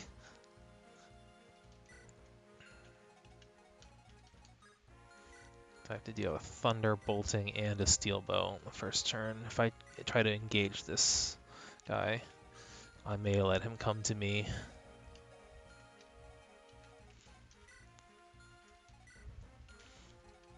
Maybe Dio will get into the Bolting fight with the other Bolting mage. That would be nice. Alright, let's go.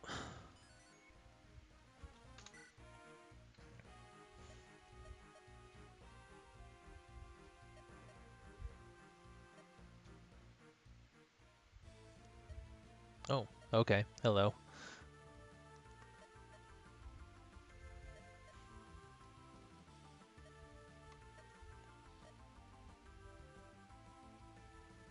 That's a title.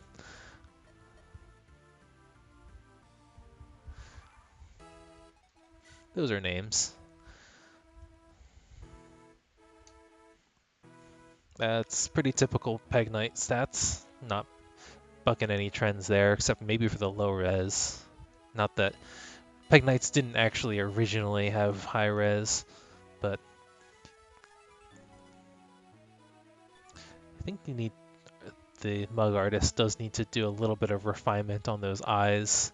Like the closer one looks alright, but the far one looks really awkward. And partially because it has like the same full shape as the one closer to us, but that eye is at a different angle entirely and it shouldn't have the same shape. And none of the other eyes really do that. Dio's eyes are actually pretty decent.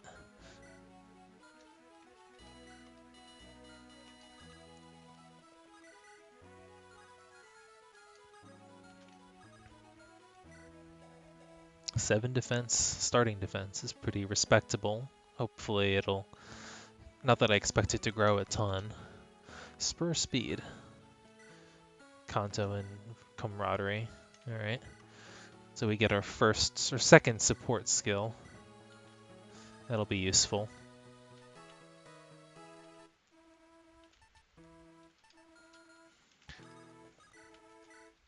8, 11. All right. Steel axe it is.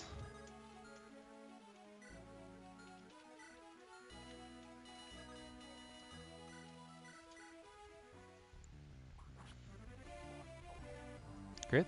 Yeah. There we go.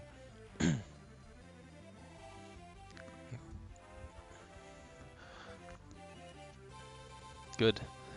Good strength speed. Luck is also welcome.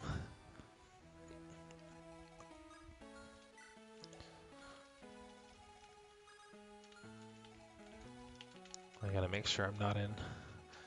Alright.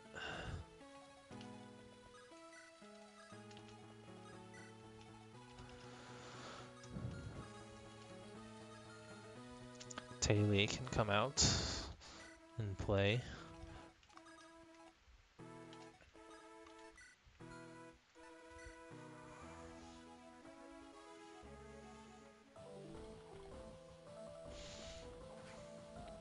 Kind of curious why these brigands have knights amongst their ranks in full plate armor. Maybe, hopefully that'll be explained. Ouch. Okay, never mind. Not ouch.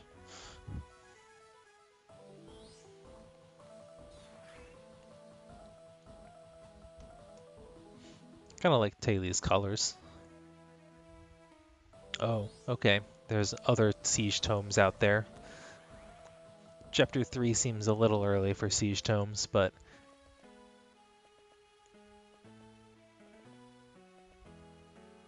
alright, the other siege tome isn't coming.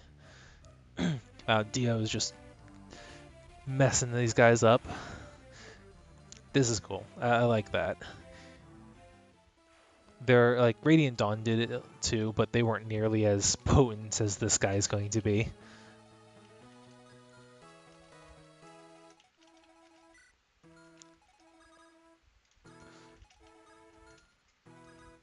Seven turns, huh?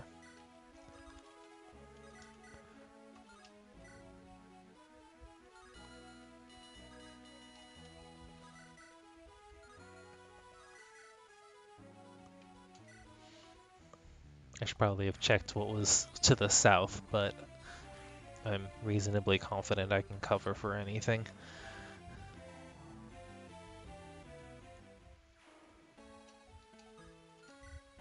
Mire Tome. Well, that'll kill me if I don't heal.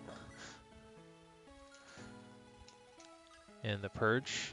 Depends on if he moves. Like, the Bolting Tome didn't actually move. In which case his real range is 1, 2, 3, 4, 5, 6, 7, 8, 9, 10. Right?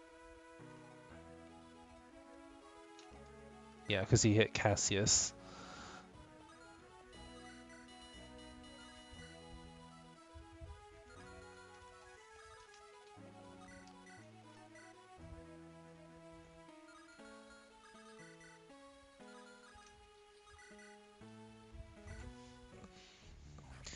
someone who's not in danger of getting killed by a stray crit.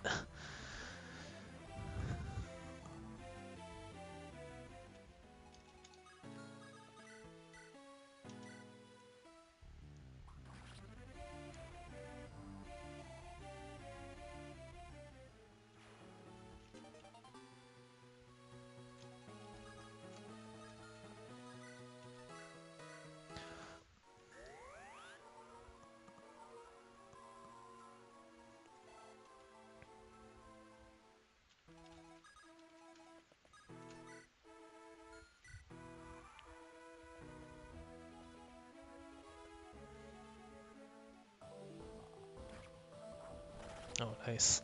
I was just say if Hans failed to kill him here, which I did, was short on damage, that was gonna soak up one of Dio's bolting tomes, and it really shouldn't.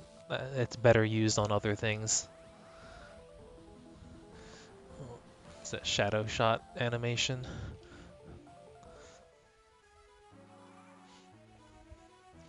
Lightning rain down.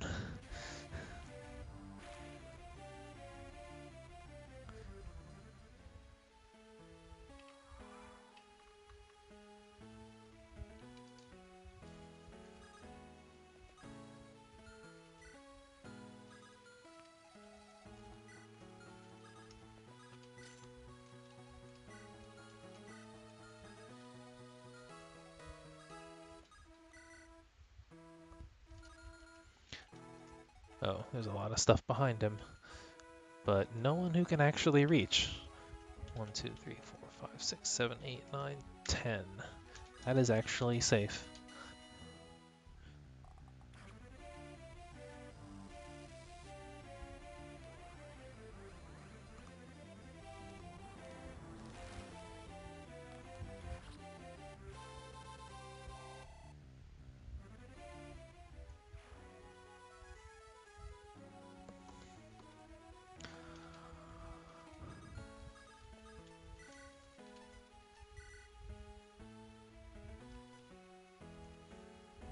Do I want to use this chest key here?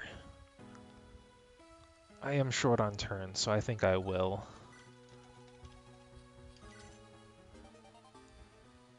Alright.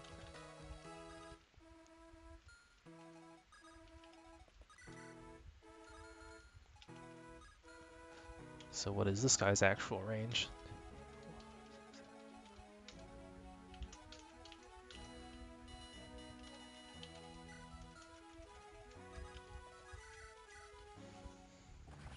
Not far enough to hit Hans. And that's all that's important.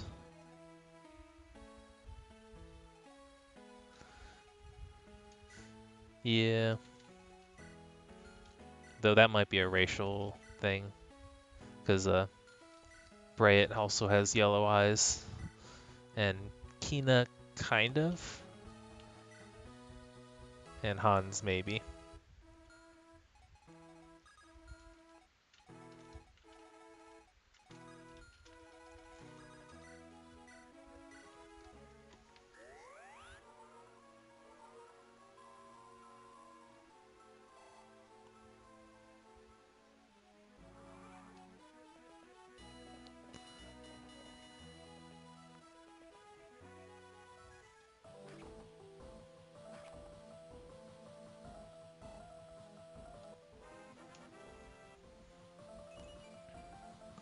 But Mug Designer should probably focus their efforts first on getting that the slave collar refined a little bit, because currently it's just a black line around their necks, and it looks really awkward.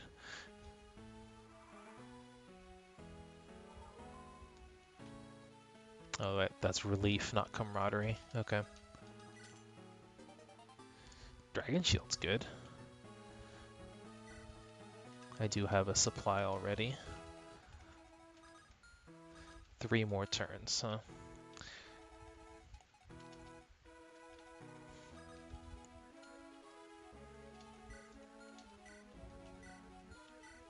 Steel weapons.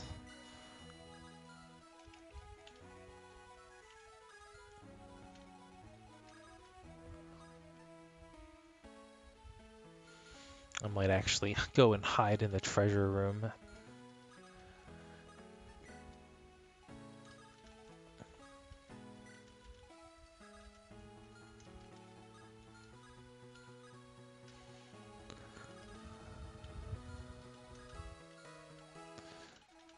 See, 3 of these enemies can all reach Kina on that space if I put her there. That is not a good thing. So don't put her there.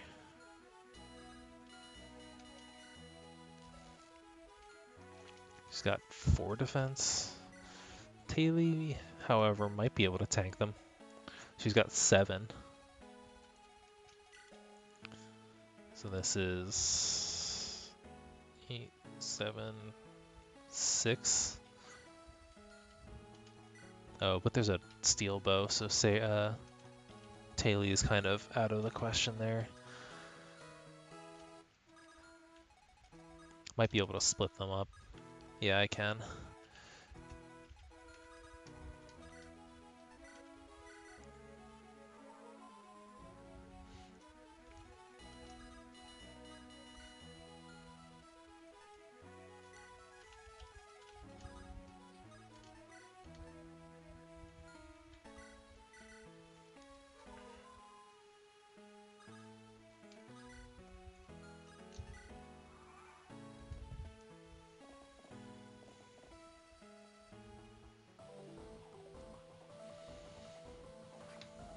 Double?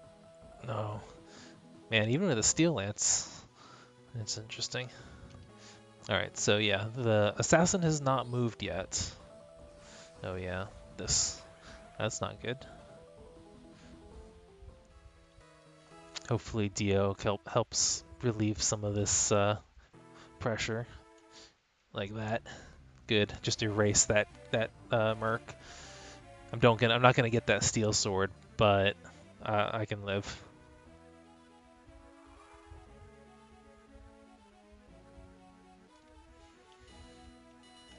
Because now this is a much more manageable bulk of enemies. 2, 3, 4, 5, 6, 7, 8, 9, 10. Alright, so I can throw my hand axe there. Can I survive a hit from the steel sword, or do I have to kind of try to kill it? I can do 12 plus 14. Okay, that should be enough to kill him.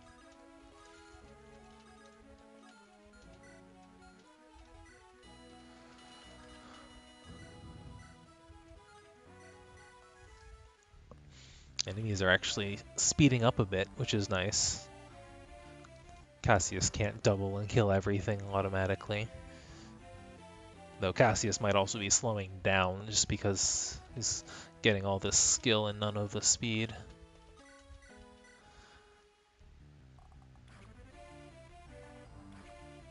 And just enough damage there.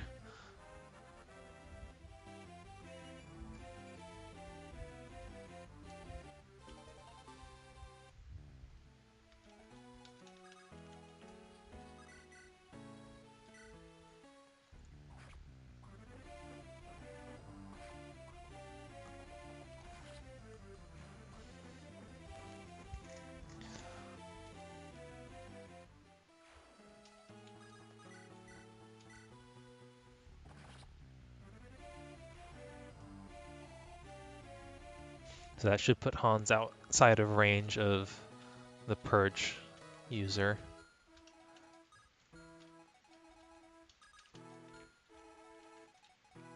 Then I have to prepare for that other round of calves.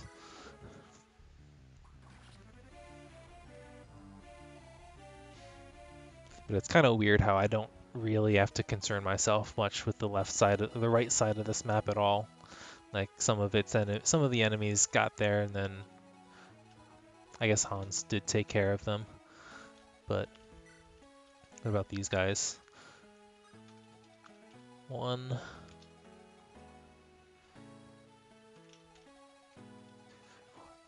2. They could reach Dio in 3 turns. There's only 2 turns left, right? Oh, there's 3 turns left, including this one.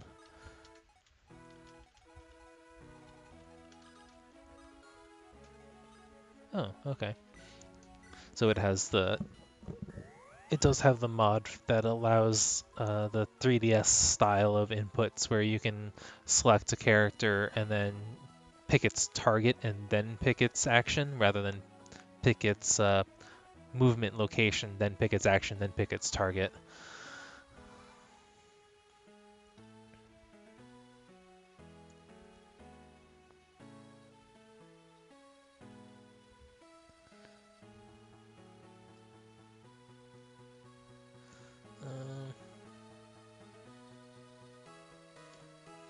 Okay.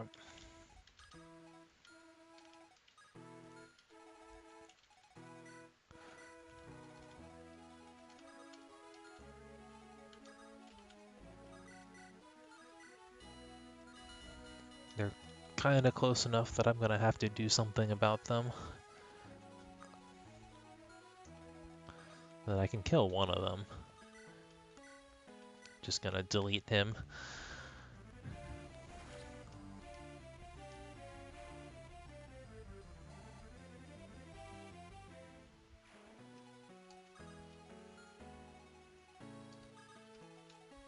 Taylor is the only other one who can reach, and she can't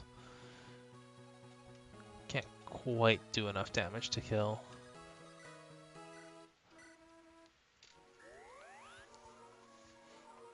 Right, I was gonna, before I forget again.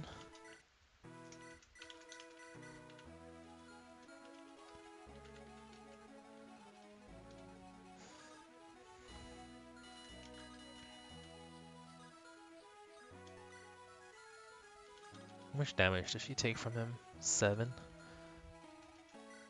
You have 14, so 7 and 7. Alright, not bad.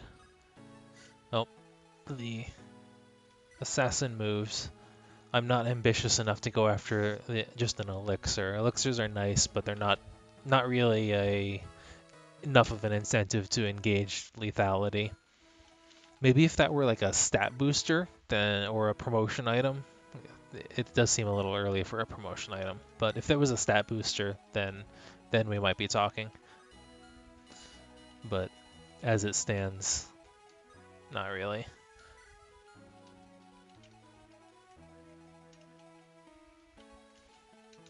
Alright, the rest of them can just kind of stay in there.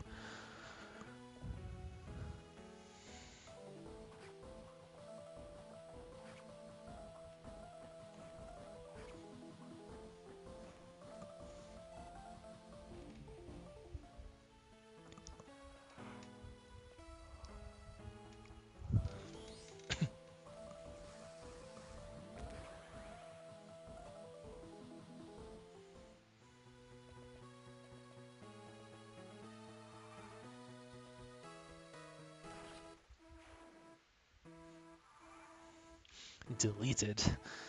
And yeah, one more turn. This remnant's gonna attack Dio, but he's not gonna be able to kill him.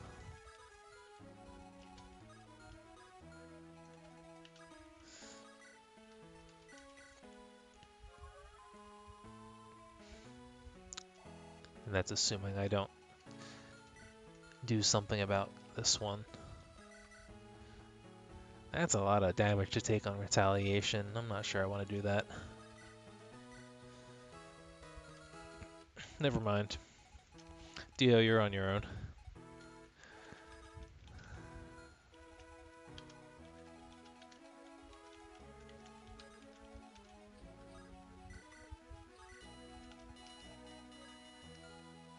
Peace.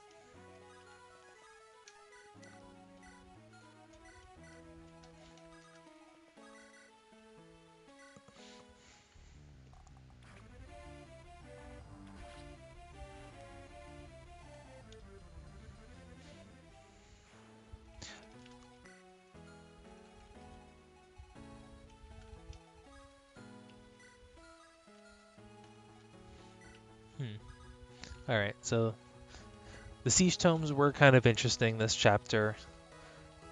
Um, they weren't as obnoxious as I was afraid they might be, but I do still think was a little early to use to bring them in. This chapter just occurred a little earlier than maybe it should have.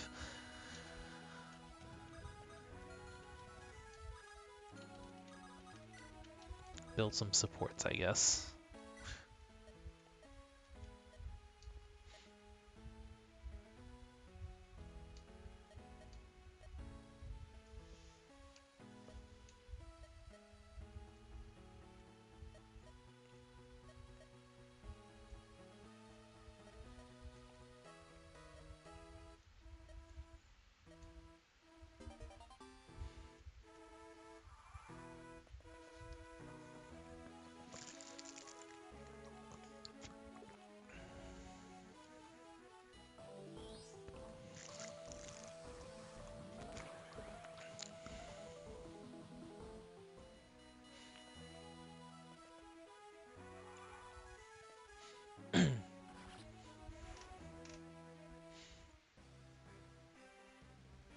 Hello, blue characters.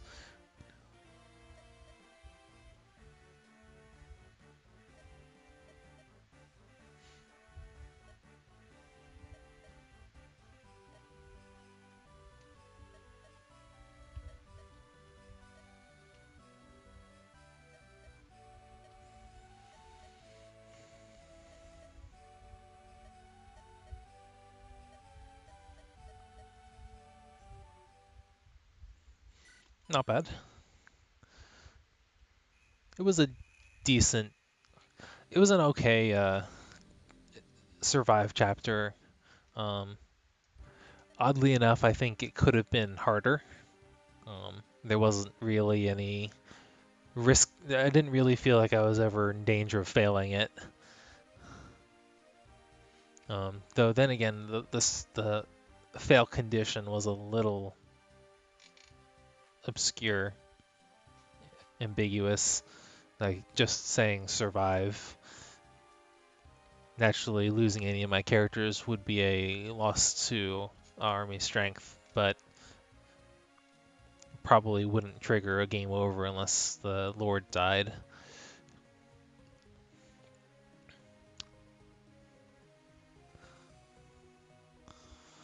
Maybe if I hadn't left Hans near the entrance to help deal with the flow of soldiers, Dio may have actually gotten overwhelmed because he doesn't have.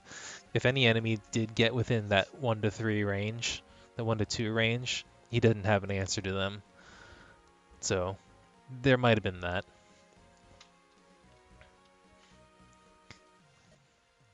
But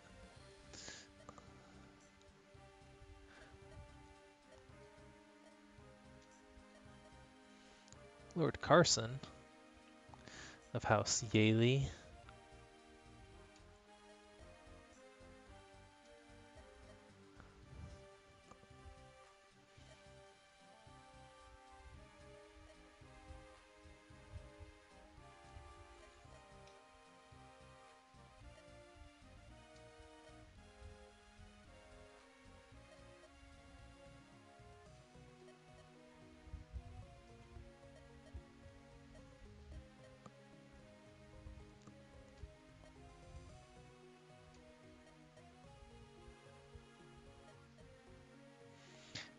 This is kind of an attempt at doing some politics that uh, it started out okay, but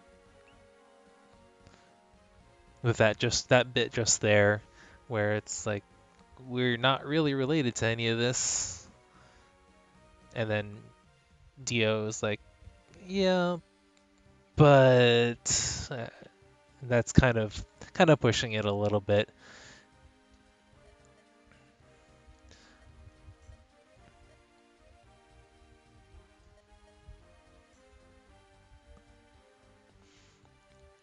I mean, I almost think narratively it would have been better if he tried to coerce our main characters into helping him with this rather than guilt them into it.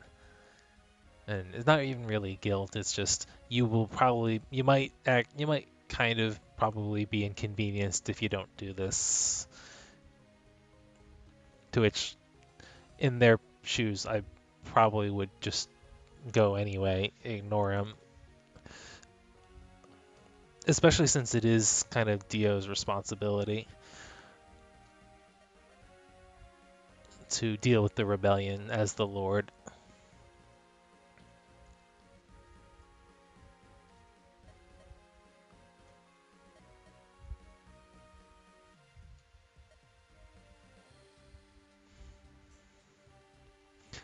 There's I do want to say there is some good ideas around this. It's just the execution itself that kind of could use some re-examination.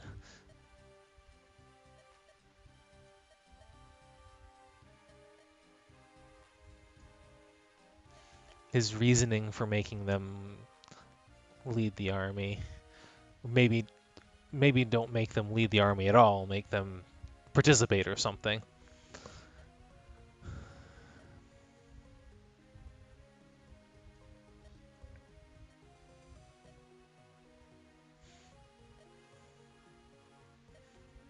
Kind of like Immortal Sword, where Uther's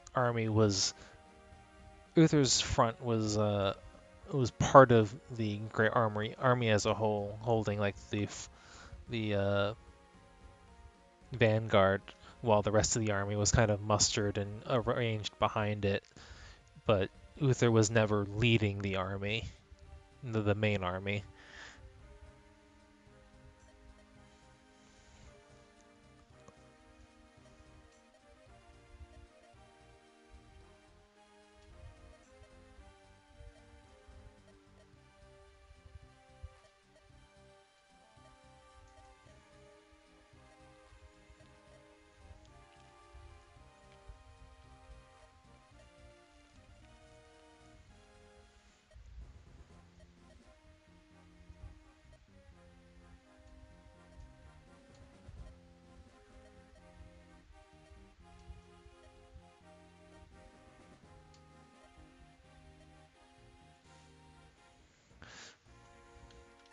That escalated quickly.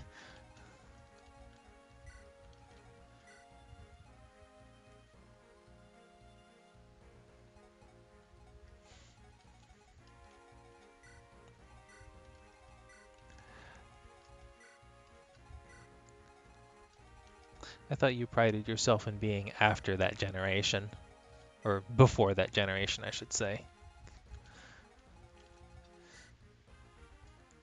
Gilliam, no.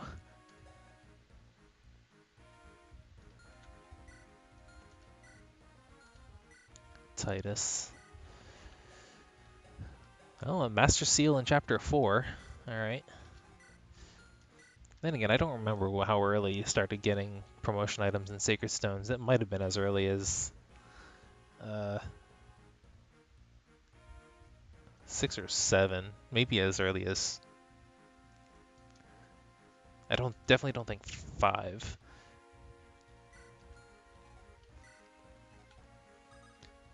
What am I actually trying to do here? Seize.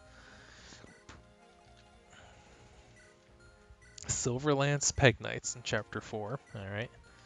Well, I guess it did say hard mode, but their stats are still kind of nothing to write home about.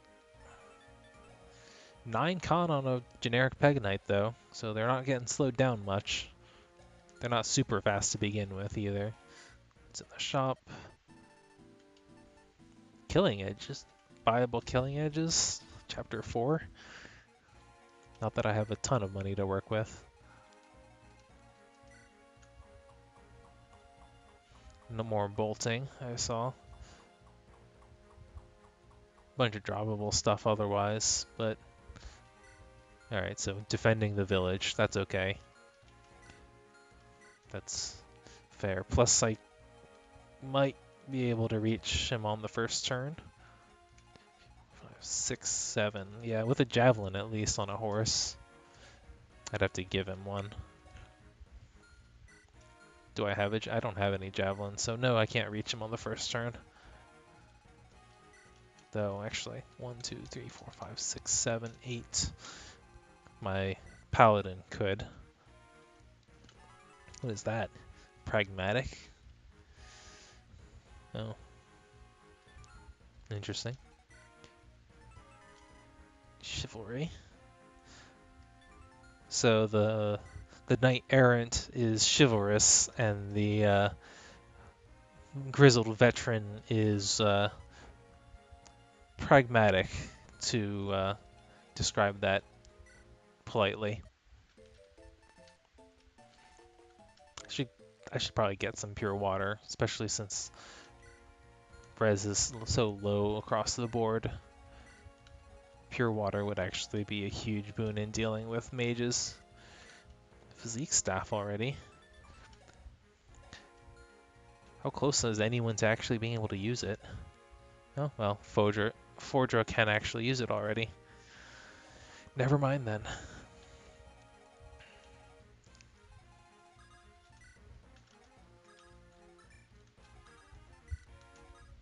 Oh, okay, he can't reach. 1, 2, 3, 4, 5, 6. He should have 8. Maybe I'm just calculating that movement penalty from the forest wrong. Okay. That might be worth a silent staff, to be completely honest.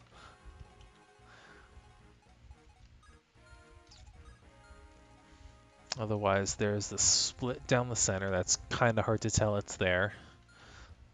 These 4 tiles are thicket that cannot be traversed by anything but flyers.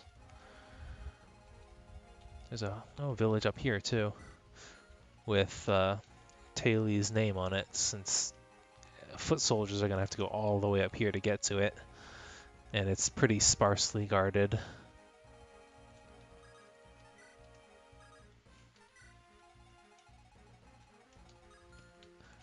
I might even be able to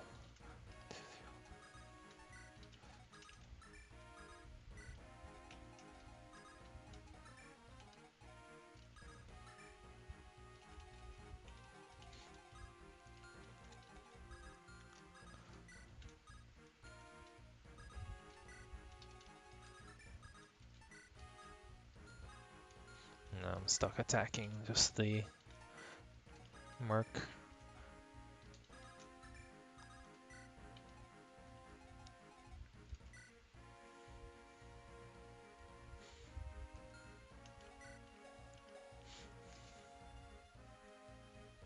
It's a decent Jagan. Stats are kind of Oife-ish, so that's good. Good growths on your starting paladin is always welcome, if not game breaking. There's not much in between.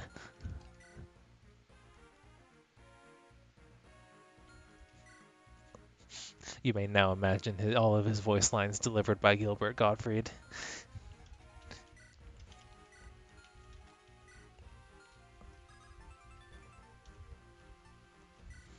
Alright. It's about midnight here. I think rather than I've kind of examined this chapter, kind of have a general plan for when I start it, but I think I'm going to hold off on actually playing it until next time or whenever. Don't know if I'm going to do more cross tag next week. I might. May just depend on how I feel. I just wasn't feeling up to it tonight. And I think thunderstorms have stopped, but when I was setting up, they were still kind of rumbling a little bit, and I didn't want to risk disconnecting if I lost power or something. That just would be rude.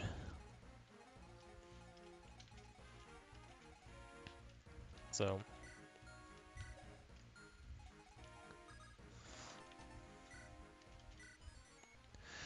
overall, so far, 4 chapters in, it's been kind of an interesting ROM hack. I'm interested enough to keep playing. The writing could use work. The gameplay shows promise. I have to see more of it to tell, again, how much of that was intentional game design, how much of it was kind of accidental. But for now, I'll give them credit and say it was mostly intentional. The balancing has been fair, but for a hard mode, it hasn't been as hard as I was expecting. So maybe it'll ramp up, maybe not. Maybe my units will snowball. I don't know. But next time I play Fire Emblem stuff, it'll be more of this. So thanks everyone for joining as usual, and